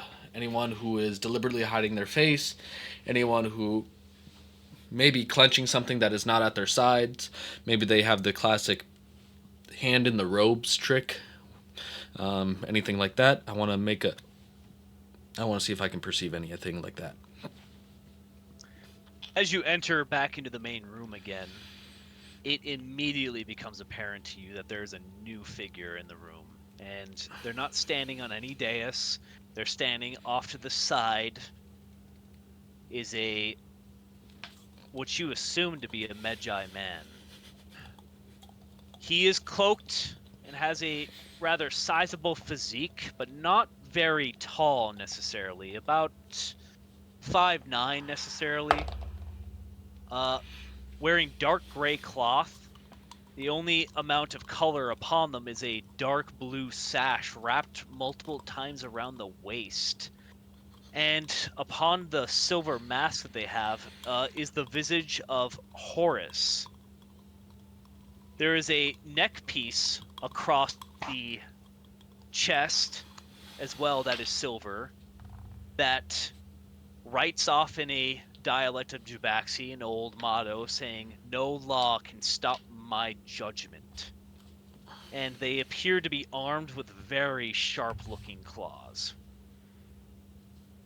Okay, so can I ascertain this to be security? You can ascertain that simply, yes. Okay.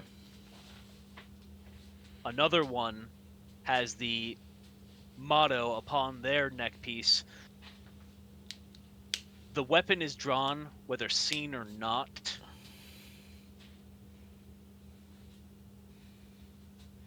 And suddenly, a final figure appears.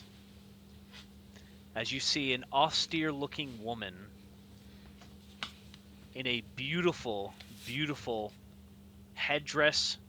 You can easily tell a headpiece wig of black locks braided in tight formation. She is dressed in a combination of whites, golds, and blacks with very simple looking foot attire sandals, very tall, golden makeup with blue lines down her lips and across the center of her face. You see Adalia, the speaker, looking at you with a demeanor giving away no sense of emotion at all. Almost like you were always going to show up or never were going to show up. Not a care would have changed the look on her face. Very different from the face you saw when you first swore your oath all those years ago. Yeah. Times have certainly changed. Um, I acknowledge her presence with the sternest of nods. Not stern. Um, I would say the word would be solemn.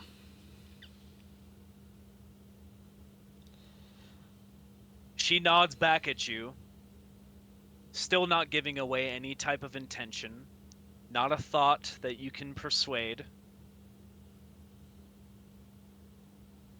In the distance in the crowd, you see another figure. Makes their presence rather known because of the shining blue eye hidden behind their masked bandages. You see Rashad in the crowd of witnesses and the jury, looking over, trying to get a view wherever he is observing from. Hmm.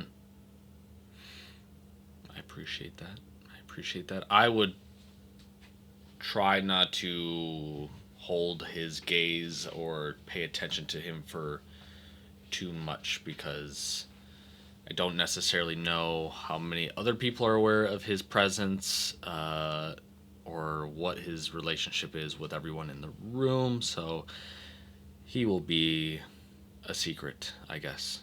Not I guess. That is the approach. I will not be acknowledging him.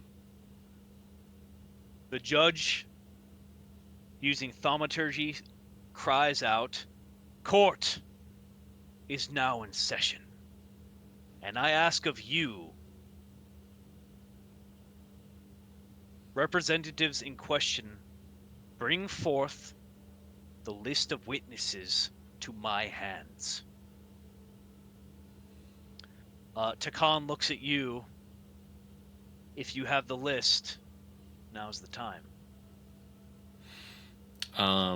And I would be giving this list to Takan.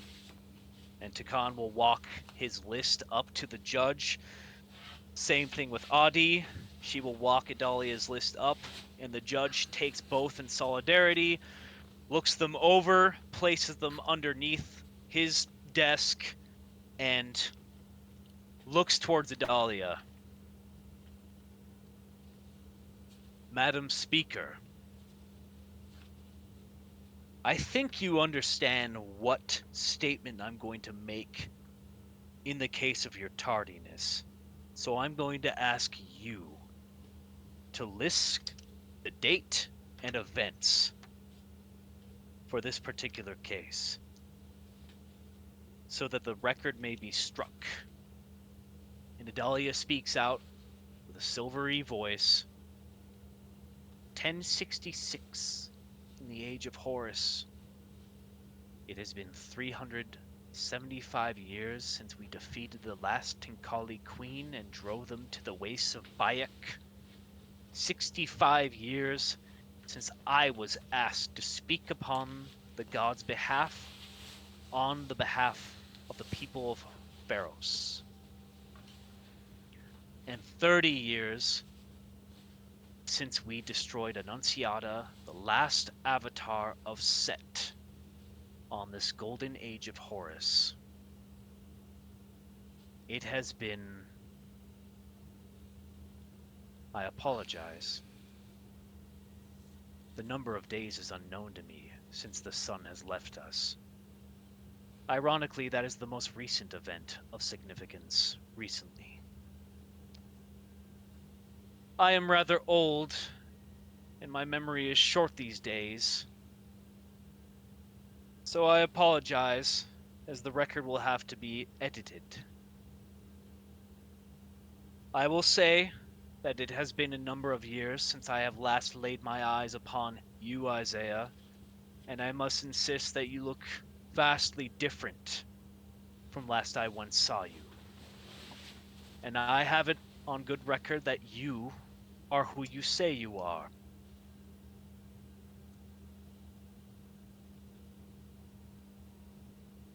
I would like very much for you to plead guilty to all the accusations I give towards you, and I urge you to seek reason for anything else you might have planned outside of this trial, Isaiah. For the sake of your family and for the sake of all the people in Jabaxi, Pharos, most importantly.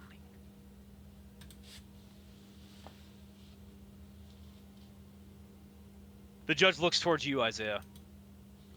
Have you any opening statement, Isaiah?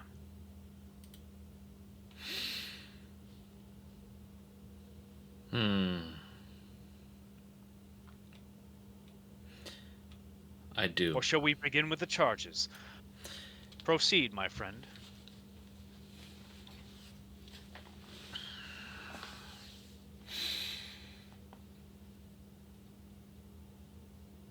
After gathering myself, I no longer really look at Adalia as she doesn't necessarily call to my attention. And this is now towards the crowd. And as Ray may know, but other people may not know, that in this form, I do not have any sort of channeled divinity that gives me +5 to persuasion. So I am raw dogging my trial with my standard persuasion, which is still good, but there is no, hey, I'm looking for the God's blessings to smooth this over. So I am really hoping that these words land and they land correctly. And with that, I would look to the crowd and I will start by saying, I have spent much of my days wandering. Like a pebble caught in the desert wind, I found myself crashing into different dunes. Since the inciting day, I have waded across the Flamorian Sea until I reached Salia. The pit in my stomach drove me to seeking some sort of fulfillment, and that's where my journey began. If I was to do right to the gods, then I must do right by helping the people of Salia. And at the time, those people included the likes of which of Fredjewel, Diver, Cindy, Shepherd, Siggy, and much, much more people than I care to name in an opening statement. That journey of fulfillment took a lot of time and took a lot of running, as it is now the year 1066, and this is only happening now. At every chance this life forced its way into my own afterlife, I shunned it and ran further. Whether that's Kafiri, the Jackals, and others that would want to remind me of what I was, what I didn't see then was that the person that I was trying to escape from was the person that I was blindly running towards. As fulfilling as saving Maze at the deep within the mountain of Romy's Hill, stopping Guggen and the rest, there was no convincing myself that I am saved until I have to look at my people in the eye and tell them what I did. And so, like that wandering pebble caught in the desert wind, I have wandered my way to Jabaxi, to Pharos, and to my people to atone.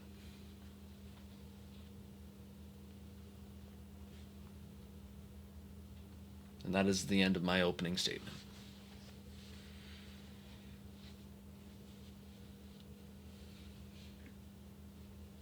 The judge looks at you for a reasonable amount of time before he assesses what he believes to be the truth. Now, you don't know necessarily what type of enchantment is going on to discern the truth necessarily, but you do know that there is a jury and a number of witnesses on deck observing this as we go along. The list, as the judge is muttering to himself and going over, looking upon your vast amount of witnesses necessarily, he begins to speak to a disembodied individual, muffling his own voice so that it can't be heard in any way, shape, or form. Idalia begins to speak with her own lawyer as Takan pulls you a little bit close and he says, "That was very well done. You kept it very close to the chest. It's non-disputable. Very humble as well. That will go well with the jury, but I'll be honest with you, I've never done a case in this situation or necessarily in this place, so I'm kind of playing this by ear. Luckily enough, I'm pretty sure Audi also is, but at least the judge I know has one other case here himself. So, assuming we get the same one on the following day, we should be good overall." Can um I do just a slight revisionist history of something that I did not know that I could do, but now that I know that I can do, I would like to just change a small canonical event in the timeline if I can help it. You want to retcon them? I don't want to retcon. I just want to add something that I wanted to do, but I didn't know if I could do it. So I looked into it. I found out that I'm so conditioned from how rangers operate as opposed to paladins. Rangers can change out spells every time they level up, whereas paladins can rotate spells on a long rest. So I would have swapped some spells out during my last long rest to kind of fit the trial occasion. And so all I would do is I would do the exact same thing um, that I did just now, except right before I had my opening statement, uh, I would probably have extended my hands up, just like, hey, I have nothing. But I would cast Zone of Truth on myself and deliberately fail it. Uh, as you try to do so, the spell fails. Okay. As long as I know that I at least tried. I Yep. would have definitely tried. You definitely tried. It does not go off. Probably an enchantment is what you can assess from that. Coward. All right. I understand. Yep. Um then in that case, yeah. Okay, we can continue. Woo woo woo woo woo. Get back to the present. Isaiah, son of Rashad, son of Solana, resident of Pharos, former Medjai, now stricken with no title of any military importance. You seem to have taken up some type of history in Chiraku recently. I would like it to be known that you are being accused of abandonment, murder, conspiracy, adultery, and treachery. These are the accusations that are being brought to you in this time. We will go over each one in this situation, beginning at the start.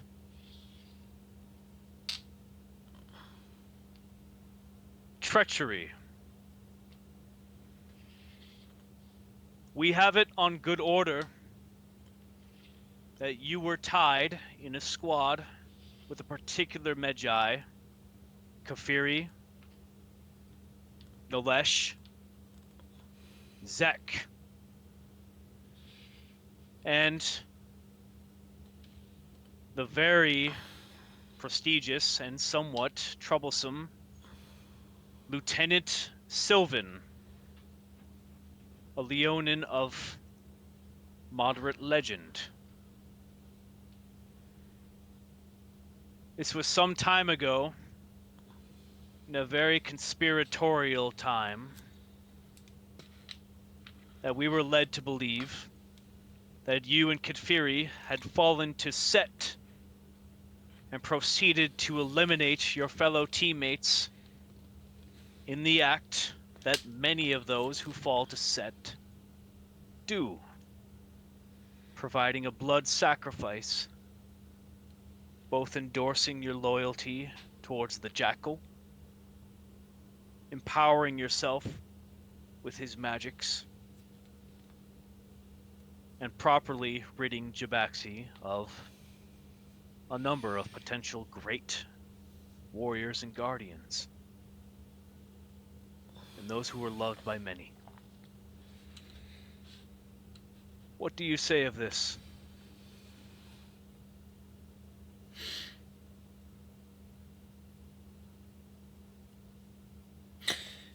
Your Honor, I'm here for truth. And I will admit to everything that I have done, but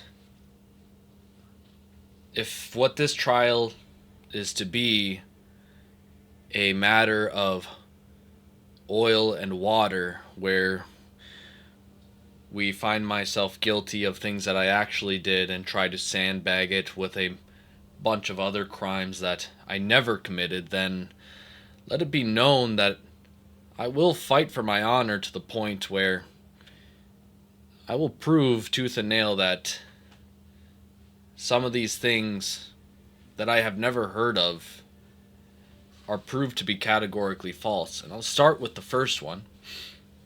The first one being that I have fallen to Set, and I'm amongst a group of very capable individuals in a place of very high import magic of different kinds, of different walks of life. I encourage the clerics and paladins alike to search my spirit. You may see a mutt, but you will not see Set. If you don't want to look into my heart, then understand that if I had fallen to Set, I would not be here. If I was fallen to Set, then I can assure you that there are more valuable things with my time that would be more beneficial to him than simply being on trial amongst peers from Jabaxi and Salia alike. If I was no longer of use to Set today, but I was at that time, or at any point between then and now, then I'm sure he would have seen my execution before my people in front of me would have an opportunity to do so. Now, beyond the claims about me falling to Set, I am here to confirm that what happened that day with Captain Sylvan, Kafiri, Nolesh, and Zek, it is largely true. Now, I don't necessarily know what everyone's recant of events are, because as I understand, the only living person, well, the only conscious person that was at that scene and alive today, as I understand, is both me and Kafiri. So if you don't mind, Your Honor, I will recount the events from my perspective, and if the prosecution wants to cross-check me, or whatever your fancy legal terms are, I invite it. You hear, you feel Takan pull on your sleeve, cross-examination. But you immediately see Audi stand up and begin her statement. It is our understanding, Your Honor, that there is no record of this supposed mission that was signed off by Lieutenant Sylvan to retrieve the lost individual known as Kafiri, who was a Medjai at the given time. Now, I know her actual record suggests that she would have a far better chance of being a wizard and has a rather strong history in her family of being wizards and sorcerers of the sort, but it is widely believed that she was not associated with the arcane arts at all. However, there is an alleged history that she was educated in some arcane form that would lead to the understanding of the rituals of Set. But, and has not been verified, we believe that there is some type of discrepancy in the record system that maybe Sylvan was not aware of. There was no announcement of the lost Kafiri, and I'm afraid to say that with the record struck, anyone associated with signing off on a mission such as this is gone. However, we would have to base the truth simply on the anecdote of, well, one of the unbutchered teammates of his squad. So unless we are magically able to locate the body that was missing of Zek, when the only one we had been able to recover itself was Nolesh. And based on the anecdote of Ezekiel, the jackal-headed blind man that found the body and the body's site itself, who he himself was banished from Jabaxi at large, with his son being in better graces. This is simply something that we just cannot take by strict anecdote. What's this what's this lawyer's representative's name? Artie. Artie. Yep. Um, I look at Artie and I say,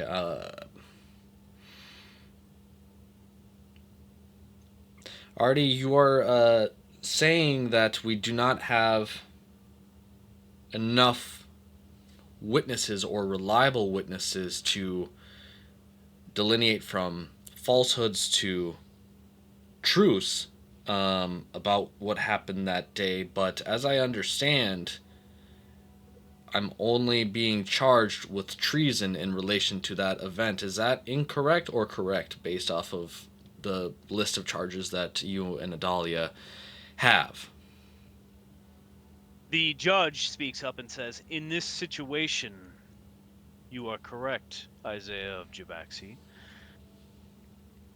We are Then, simply addressing the treason and not the possible murders in this situation." well, let me let me speak on my recount of that day, and we can proceed from there. That day, pardon me, the day before, we were all separated on our respective tour of the Blightfields. As we all are aware, and we all understand the risk that comes with Blightfields, but again, it's just scout work. It's risky, but we are not actually going into Set's territory or deep in his back lines for any missions. We were all making our rounds, and when we got back, we reported in to Captain Sylvan that day, and we were made aware that one of our own had not returned. The next day was a search and rescue that saw Sylvan and my squad go deep into those blight fields where a trap was sprung that had Kafiri at the center of it. Before it was too late, I had realized that my friend was compromised. The jackals were already ready, and by the time my uneasiness made me act, we were already swarmed. Now, when an ambush of that scope occurs, some of you may know the feeling of fight or flight, and in those very few, very precious moments, I chose flight. And when I chose flight, I forced my commanding officer to choose the former. But not with the jackals, but with me. And so, before I could even leave, I had already left, so to speak. So, speaking against the charges of treason, Your Honor, those charges I am just categorically guilty on. And I know that the opposition will accept this guiltiness from me at face value, but when I say that I don't murder my squad mates, we'll need more witness and evidence to prove so. I just want to make you aware that what happened that day was indicative of a problem of a young man who really wanted and really tried to live up to his father, a wonderful and dutiful, decorated magi. And when he stepped out into the light, those lights got too bright and he shrank from that moment.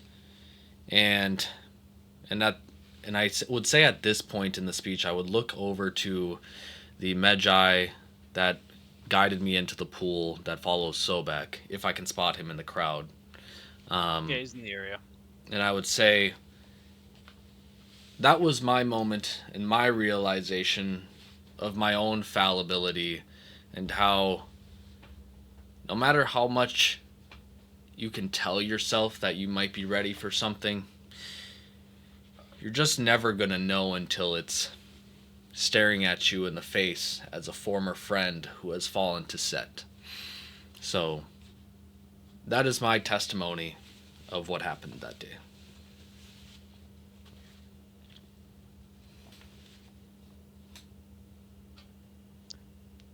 The judge begins to spell weave, and as he does so, you see the words from your testimony begin to script themselves, turn into essentially a witness statement and papyrus, and form itself before you and fly over towards the judge's station where he stores it. Same thing with Ardi, the lawyer, on the other side. This has been logged. Will be edited properly for the address in later statements with witnesses and the jury.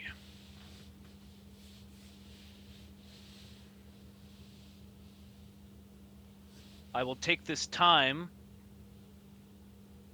to address the great loss that we had on this day, losing not only Sylvan but many new recruits.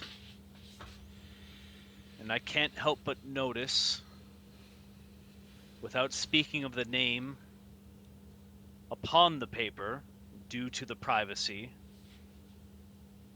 that a certain witness statement would be very pivotal in this situation upon one of your lists. As the neutral party in this situation, I will not force anyone to call upon a witness that may help or hurt in anyone's case. I simply wish to address the possibility of it. I'll look That being towards said, I'll look towards my representative and I'll be like, "Is he talking about us, bro?" he gives the most subtle of nods with his eyes as to not give away the answer to the opposition. Um well, I look to the judge and I'll say, I don't know if they're here, but they are on that list. So, if they are here, and I'm just simply unaware, then I think it's only fair, and I'll look towards Adi, in the pursuit of truth and making sure the recantation of events is held accountable, that I would at the very least attempt to call Paladin, former companion, Jabaxi native, Kafiri to the stand. In the midst of you doing that, Artie is arguing and disappointingly pointing out the fact that clearly he is fallen to Set because it's obvious he's alive.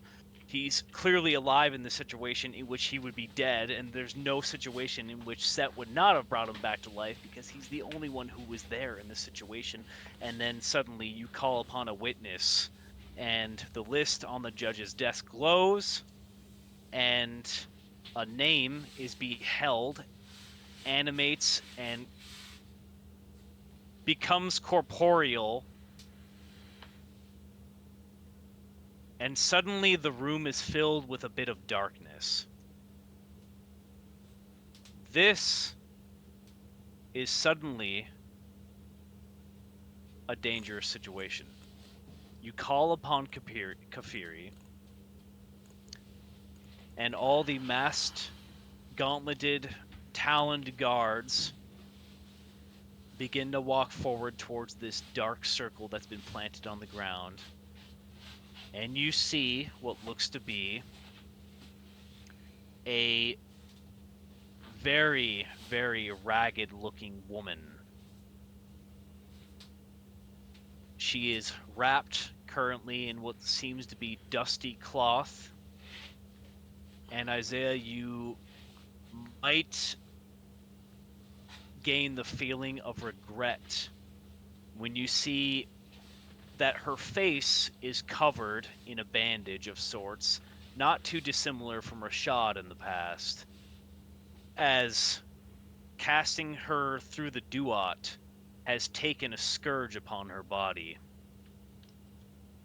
You notice that she has no jaw, as the bandage can't cover that feature from your perception. You see what looks to be some bit of dry tongue hanging from in between the bandages, as one of her eyes that still remains in her head locks upon you. And all of the guards begin to circle her. In the case of defense, I would hold my hand up to the guards and say that please allow her the space to gather herself and testify for or against my name. Um, Whatever her truth is that she needs to share. Kafiri, I summoned you as a witness here today not to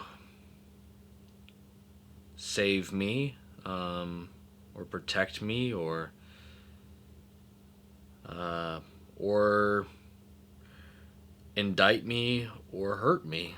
I have only called you here to speak on what happened that day. you see Kafiri get up from the dark circle, unable to stand at her full height anymore, seemingly missing digits on her hand and integral parts of her body that suggests that she's found a new type of unlife. As the judge looks upon the situation and begins to grimace greatly. Kafiri takes one lumbering step towards your dais, and she exhales pure duat on the ground. And then another step, and suddenly the guards that were circling her begin to walk towards your dais, blocking her path altogether. What is this? The judge speaks out. What has she become, Isaiah? What have you brought to this trial? I took a look And at Kafiri and looked towards the judge, and I say, "This is what I was referring to in my opening statement. uh, When, the oh, go ahead. the bailiff begins to move as well, the half orc that you came in here with, and he starts to sneak up behind her ever so slightly, just in case she makes a move. But continue with your statement. When I left Jabaxi for Salia, there was a period of time where I needed to reach Salia, and the number of days that passed by to get there, I could not recount with much accuracy. So, um, dates will not be reliable on that front. But when I got to Salia, I found a new sort of troop. Um, I latched on to a group of people that would, in some sense, aid me in my journey to find fulfillment of some sort. And while I was riding the coattails of this group, helping them along in what ways I can, I found my way to the top of Romy's Hill. And some of you may know that Romy's Hill, obviously being a mountain, was far up, and we were on a mission to stop some nefarious deeds as well as retrieve some primordial fruit at the top of the mountain. And when I got to the top, what I did not expect to see, of all things at the top of this mountain, was a Kafiri dealing with things that were not necessarily my business, but were also communicated to me that what they were doing was not, we'll say, altruistic. And because of those deeds that I had interpreted to not be altruistic, and because I was not necessarily ready to confront my past, I, in a moment of fight or flight, chose to fight instead of the latter. And what had ended up happening was, if I could not get her, if I could not get away from her, then I was going to get her away from me. Because lest I wanted to happen was that my new companions saw me for who I was or who I could potentially be again. And so, in a moment of instinct, I casted her into the duat to the best of my ability, um, in hopes of prolonging the day that I may see her again. At that time, it was not clear to me whether or not she was still with or not with Set, but nonetheless, given the circumstances in which we were together and the stage that I was at in my journey with who I was, the events that played out on the top of the mountain occurred, and those are events that I am not fond of.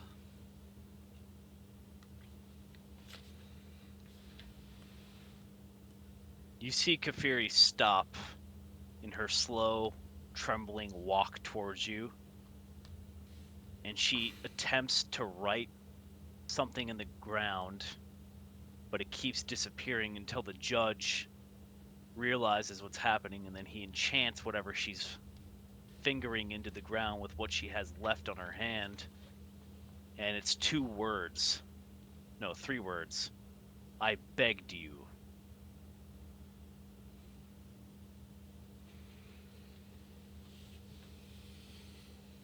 And then she collapses on the ground in pain. And you see a number of the jury and witnesses in the crowd uh, show some signs of contempt. Not any of those you know closely, but those of you who are unknown.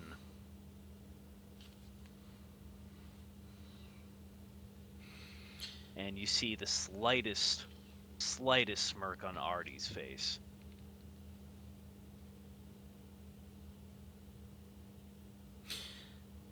The judge calls for her removal and immediate detainment for a future trial. Isaiah, it was good of you to bring her forward. Maybe not as a witness, but to be tried in her own time under her own crimes in the future. That being said, it was possibly too dangerous to allow her presence if she were to actually be fallen still at this time. We shall take further precautions of security from this moment forward. Your Honor. We all consent to this? I nod. Artie nods, Adalia nods. Takan's kind of like nonchalantly nodding. I would look towards the judge and I say, while I understand the concern for everyone in this trial's safety and the risk that I brought upon everyone by bringing Kafiri here, I also firmly believe there is no telling the story of Isaiah's downfall or Isaiah's redemption, depending on where you stand on that, without the voice of Kafiri, whether it's in my favor or not. And I look down at the words on the ground, and I feel the ringing of that day at the top of Romy's Hill, and her latching on to the ground as I insisted. I kicked her into the duat, and I start to consider a almost level of revisionist history where it was like maybe my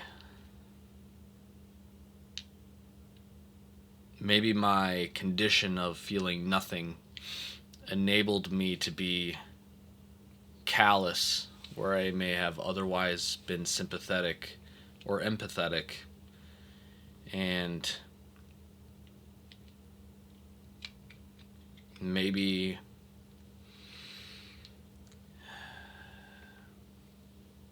I would get lost in my thoughts before I finally say,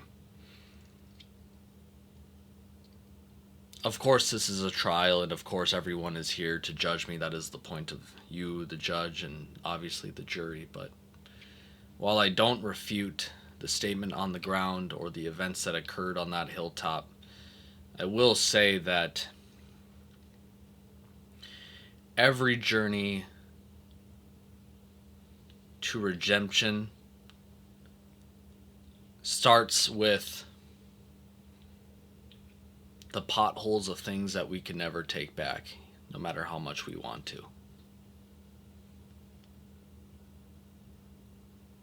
And I say, thank you, Your Honor.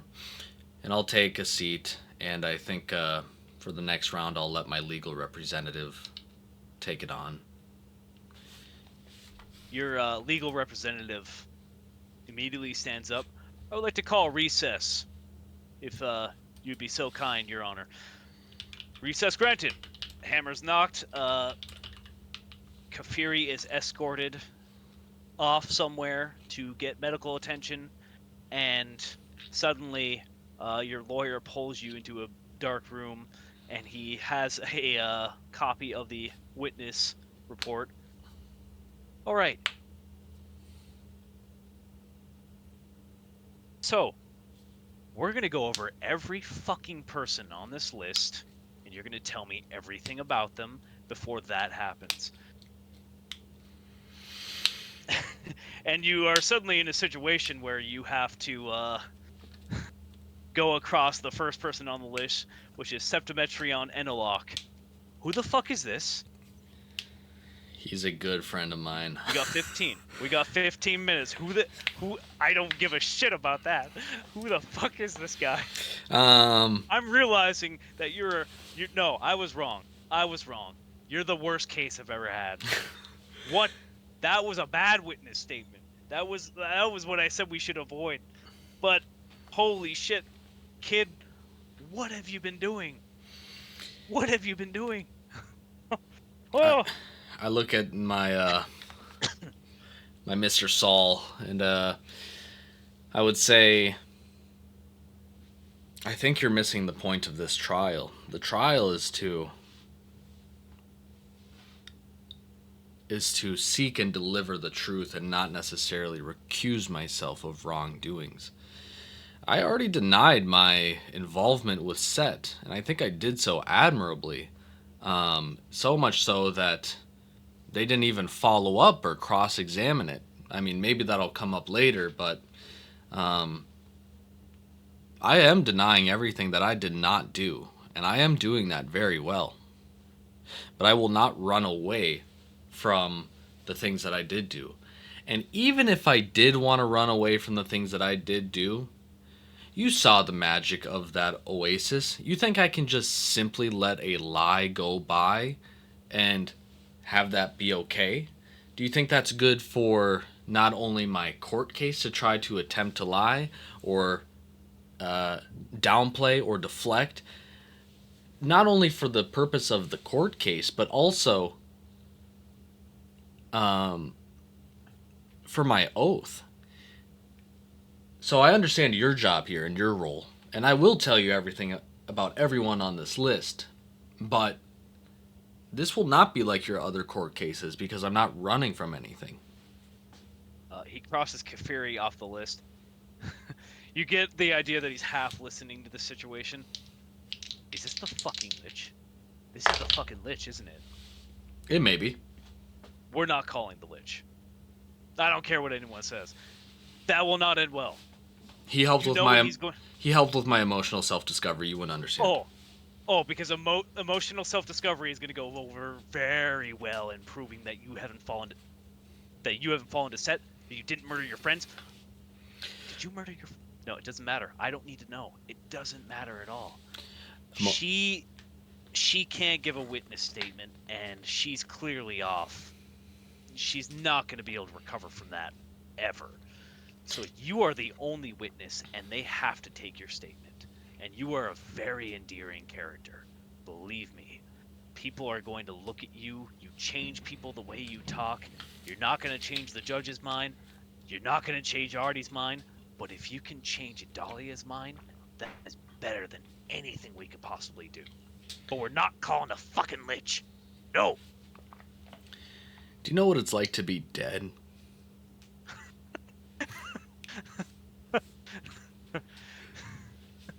You hear a bell ringing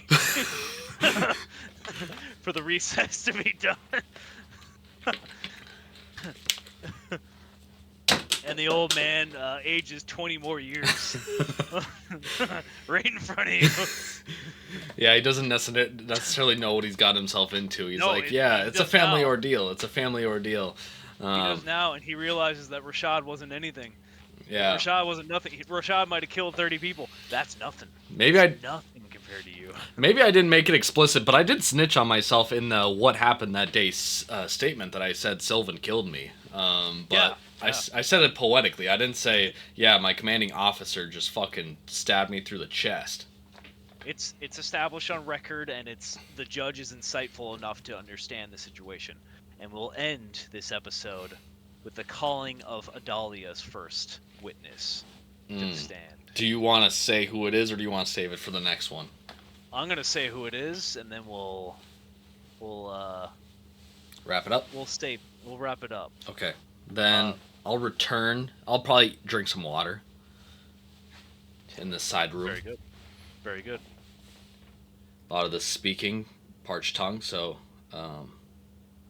we'll go. Audie calls one witness to the stand to attest to the conspiracy of the murder of Udi Massis. She calls the necromancer Izza of Romy's Hill to the stand. Oh my fucking goodness. This is so corny. Oh my gosh. I gotta go deep in the fucking archives. I gotta go fucking deep in the archives. Man. As another half-orc walks into the room, dark of hair, small of stature, cloaked in black robes with golden trim of Jabaxi make, you see Izza for the first time. No longer a young man. Yeah. Now a fully grown man. Yeah. And he nods in your direction. And we'll end the scene there. Fucking hell. Oh, okay, that's yeah. I mean, you could have given me 100 guesses. You probably could have given me a list of every character that has been in your campaign, and I would not have had Adalia finding Izza and being like, "Yep, we got him." I had to really think back. I'm like, who did he talk to often? I'm like, oh, he talked to Izza a lot. Oh yeah, he did over his dead sister. I'm like, oh yeah, that's right. Yep. That's real juicy. That's Real People magazine of you. Yeah, it is. Us Weekly. Son of a bitch. Well, yeah, that's a great cliffhanger. That is a great cliffhanger. I'm gonna have to marinate on that and I have to really start to begin to recall the events around that period. I wanted to give you time on that because I'm like, this is gonna be important. It's the first of 3 witnesses, and maybe not all 3 of them will get called, but and maybe not all 3. Yeah, at least 2 of them will.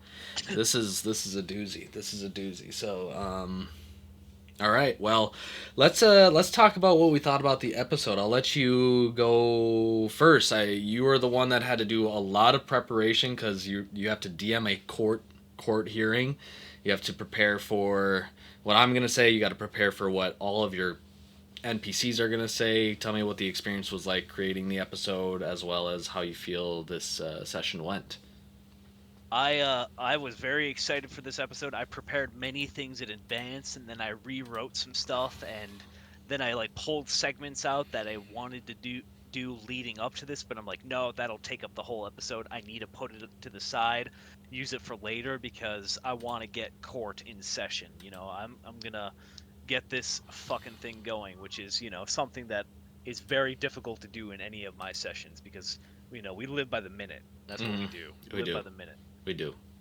Very moment to moment. So I wanted to pass a day by, and I wanted to establish, some of Rashad's old friends that still remember him, that he's approached to make sure that you don't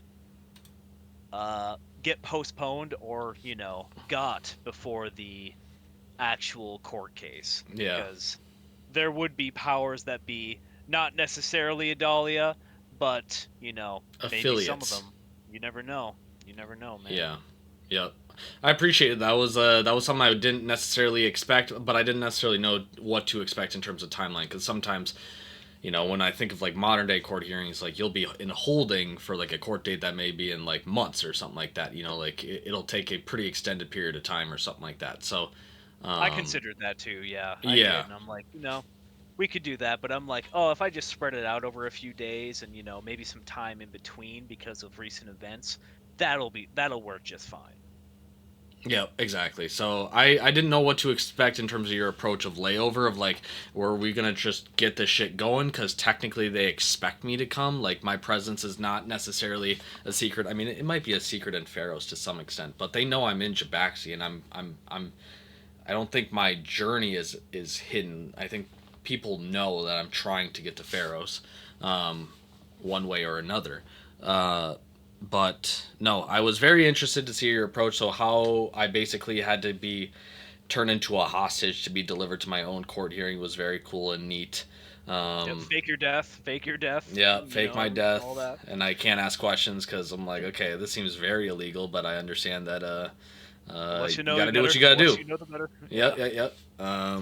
I'm now an accessory to a crime. Who knows? Maybe you're just gonna fucking call Fia to the fucking stand and be like, "Hey, aren't you an accomplice to murder? Are Arson, you're an accessory to?" arson. Yep, exactly. So, any highlights for you in the session? Anything that you're like, man, I knew I was gonna enjoy this. I didn't think I was gonna enjoy this much. I thought the inclusion of the four little characters that I added in the very beginning. I'm like, I kind of ad libbed a few things. I'm like, what would some standard military guards think about this guy who, in most recent memory, is going around killing people in temples of Ra, destroying them left and right? And they're like, this is Isaiah, the Redeemer? Are you fucking kidding me right now? Right in front of me? I thought he was, far fucking north, destroying shit. Yeah, But he's right here? Are those lies? yeah, Those must be lies. It would be a moment of awe for yeah, most people for sure. And then once they saw how approachable you are, that like it just kind of spills forth with some people, like the guy who went to Salia and fought the Knolls, and you know wrote a situation where like well, not everybody's gonna come back scarred. Some people are just gonna come back with mental scars more than anything, and those are the most scarred people, honestly. yeah. Yeah, absolutely. No, it was cool to have those guys in because I don't know, when you get so lost in like the deeds, and when we're doing this across 20 sessions, these incredible kind of feats, we'll say, it's kind of like, oh, this is incredible, but like I've done stuff like this before, so it's like you're like, yes, I do this, so like it's hard to recapture that feeling of like, oh, this is super super incredible. So when you meet these characters that are like, bro, we can't even necessarily fathom what you actually do. We don't even necessarily believe in the entities that you supposedly interface with. So like, what the fuck are you? Like, what is up with you, dude? Um, but yeah. No. Going into some of my favorite moments, I would shout out the hostage carryover.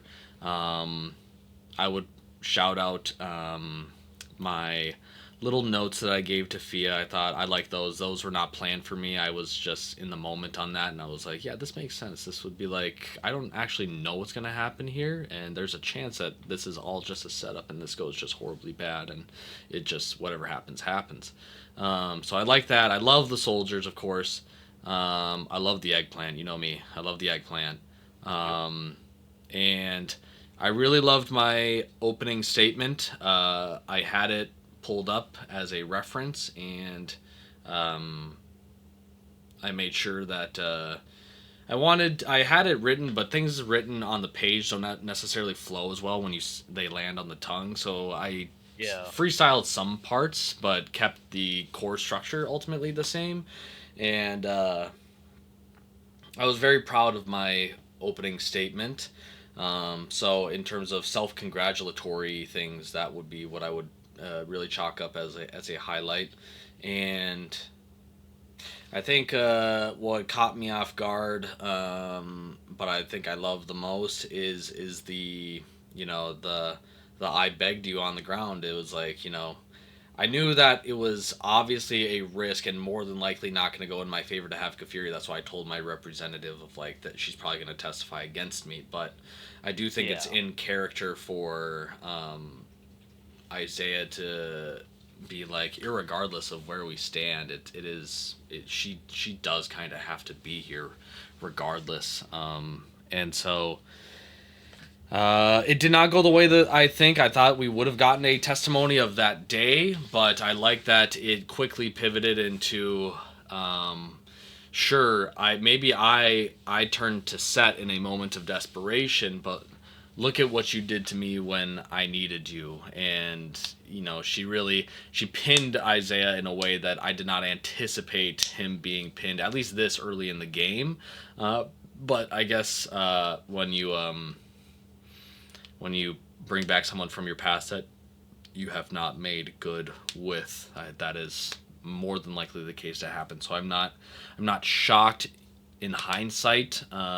Just how it all unfolded was very caught me off guard, and it was very cool. So I do shout that out as a great moment. But yeah, yeah. Anything else that you would like to highlight or comment on? I will say I think you handled it very well. I knew that you were probably going to do the Kafiri thing, and I'm like, well, there's no way she's going to just like, oh yeah, I'm totally cool with, everything you did. Yeah, Like it's totally fine. And I had to think back on how she got pushed into the duat, uh, came back from the duat, was a little fucked up, and then she put her hand on the shrine to aid Lear and was sent away on literally her own journey, which has cost her dearly. And I try to keep it as, uh, humbling as possible in a situation where it's like, oh, Kafiri has been amongst the realm of the dead for so long in Salia and those of his, brood. She's not going to look good. She might not necessarily just be dead, but I feel like, whatever life she would have had, between the Duat and going there, not going to be pretty. So I had to make sure that it's not just aesthetically like, oh, she's got a scar over her eye and now she looks so fucking cool and scarred and badass. And, yeah. realistically, no one would ever give a shit. But I'm like, what if she lost her jaw?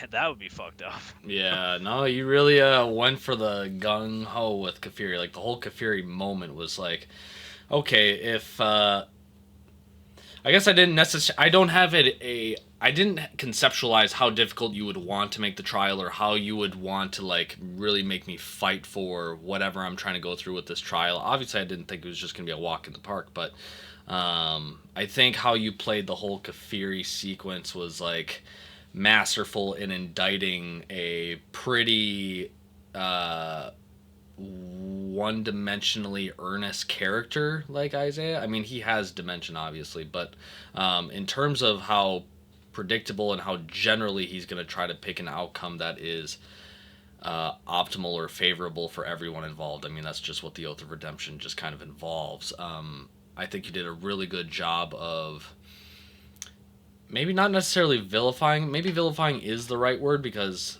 we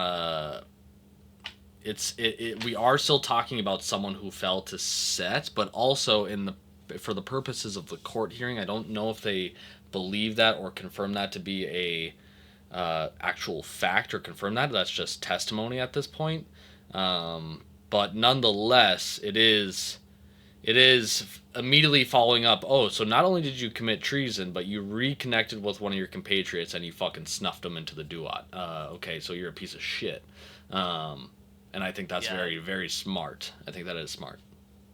there is a sense of dubious nature on the sense of Audie, especially. She might not, she is a lawyer, but she might not necessarily buy into the whole, uh, war with the Medjai and Set at this point in time. She'll say what she needs to say, but I'm sure there's I would posturing. Yeah. there's absolutely posturing, and she has to be, factual in the case of like, well, the only thing we have literally from this point in time is witness accounts, and they're going to hang on to their particular witnesses. I will say that there is a little bit of a connection from the future to the past in this situation, so it's going to be I'm going to have to explain it when we get to that point, and it's going to be very exciting. But I'm just excited to see, how Isaiah reacts to all three of the witnesses if they all three come forward. I'm absolutely planning on at least two of them for sure, and I have no idea. I have no doubt in my mind that you would never guess because I knew you weren't going to guess Izah, and I'm so glad you didn't call him on your list because I'm like, he would go, like he would fucking go, but you didn't call him, and I'm like, oof, thank God. Yeah, I did spend the next couple of days of like, is there anyone else that are deep cuts? And that's why I felt bad when I'm like, oh, I want the fucking Gibraltar dwarves here, um, because like obviously they're allies to me, and obviously they would testify some of the good things that happened while I was in their presence or companionship.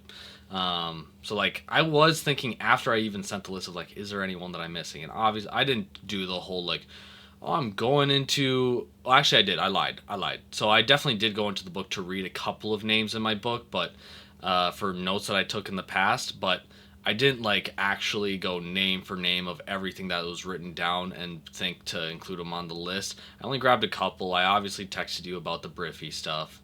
Um, I think Briffy is only the primary one that I read in the notes, and I'm like, oh, I would want Briffy there. But obviously, we discussed that that's not possible. So I We'll did get to that. do that, but I did not. Yeah, it was not an exhaustive search for all the names that I could have possibly called, because that is a lot of names to potentially recall, and that's a lot of work. Um, so I didn't worry about it too much. But now Izza is testifying against me, so he's on my hit list. No, I'm just kidding. Um, I will say this: his testimony will be interesting. It's going to not necessarily be full defamation, but it's definitely not going to paint you in the best light because he's testifying on the crime of the murder of Udi Massis, which is basically the only dubious thing that Isaiah has ever been associated with in the campaign, as far as I'm concerned. yeah, But, whether or not it was justified is for the court to decide. yeah, yeah. It's a good point. It's a good point. Okay. Any final thoughts? Any final sentiments? Any? You got a post credit scene you want to tease? Anything like that? You got a movie coming up? Uh, I will say, in this day and age in which we're recording this, The Boys season 4 is coming out, and it's not perfection, but it's pretty close. It's pretty damn good. I will say that if they really wanted to take down Homelander, all they have to do is say what MM's name is to him and give him a pair of tits, and he's done for. Oh my Homelander's done. gosh. Yeah, Wait, that is your name's true. Mother's Milk? That is Your true. name's Mother's Milk? That is true. I didn't know that.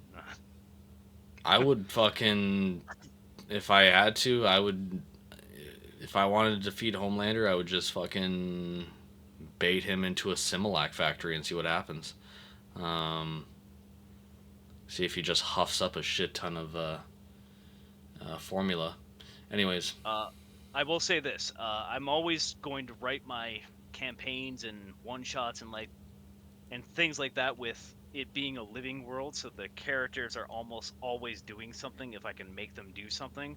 And I will actively say that I was able to display that Rashad has clearly been doing things in order to keep uh, this court case from going on, or to keep it going on, and to keep it going in a positive light for Isaiah in general. But I will say that he is not the only one who's working for and against you at the same time. Yeah, it's hard to keep track of all the components because I'm so busy trying to testify and think about what I'm gonna say that it's hard to be like, okay, now who's in the crowd? What are they doing? Is there something that I can call out and identify? So I think I might be better with that going forward because now I have the opening statement underneath my belt, and now I'm now, instead of going on the offensive and saying this is what happened that day, this is my relationship with Kafiri, and this is what happened, all that type of stuff. Now I'm just responding to things that are happening, and I think in that way, when I'm playing defense, I can potentially be more perceptive of things that are actually happening amongst the people in the room. So I'll try to be better with that. But yeah, it's there's a lot going on, at least in my noggin. Maybe not necessarily in the scene because it's just a lot of dialogue, but in my noggin, there's cogs turning. There's definitely cogs turning. Oh yes. Oh yeah. I'm excited to see where it goes. That's all I want to know. Yep. I'm excited to see where it goes. If I die, we got to run. We got to run. Yep. Um, Nonetheless, thank you everyone for turning in on this episode of Reclamation. I'll catch you all in the next one. Maybe we'll call it the next one part 2. Maybe this is just a part 1 of a part 2 series. Unless you I think think this so. will be a 3-part trial. Who knows? Ooh, it could be. It could be. We'll think about it. In any case, thank you all for listening. All 3.5 of you. And I'll talk to you later. All right. Goodbye.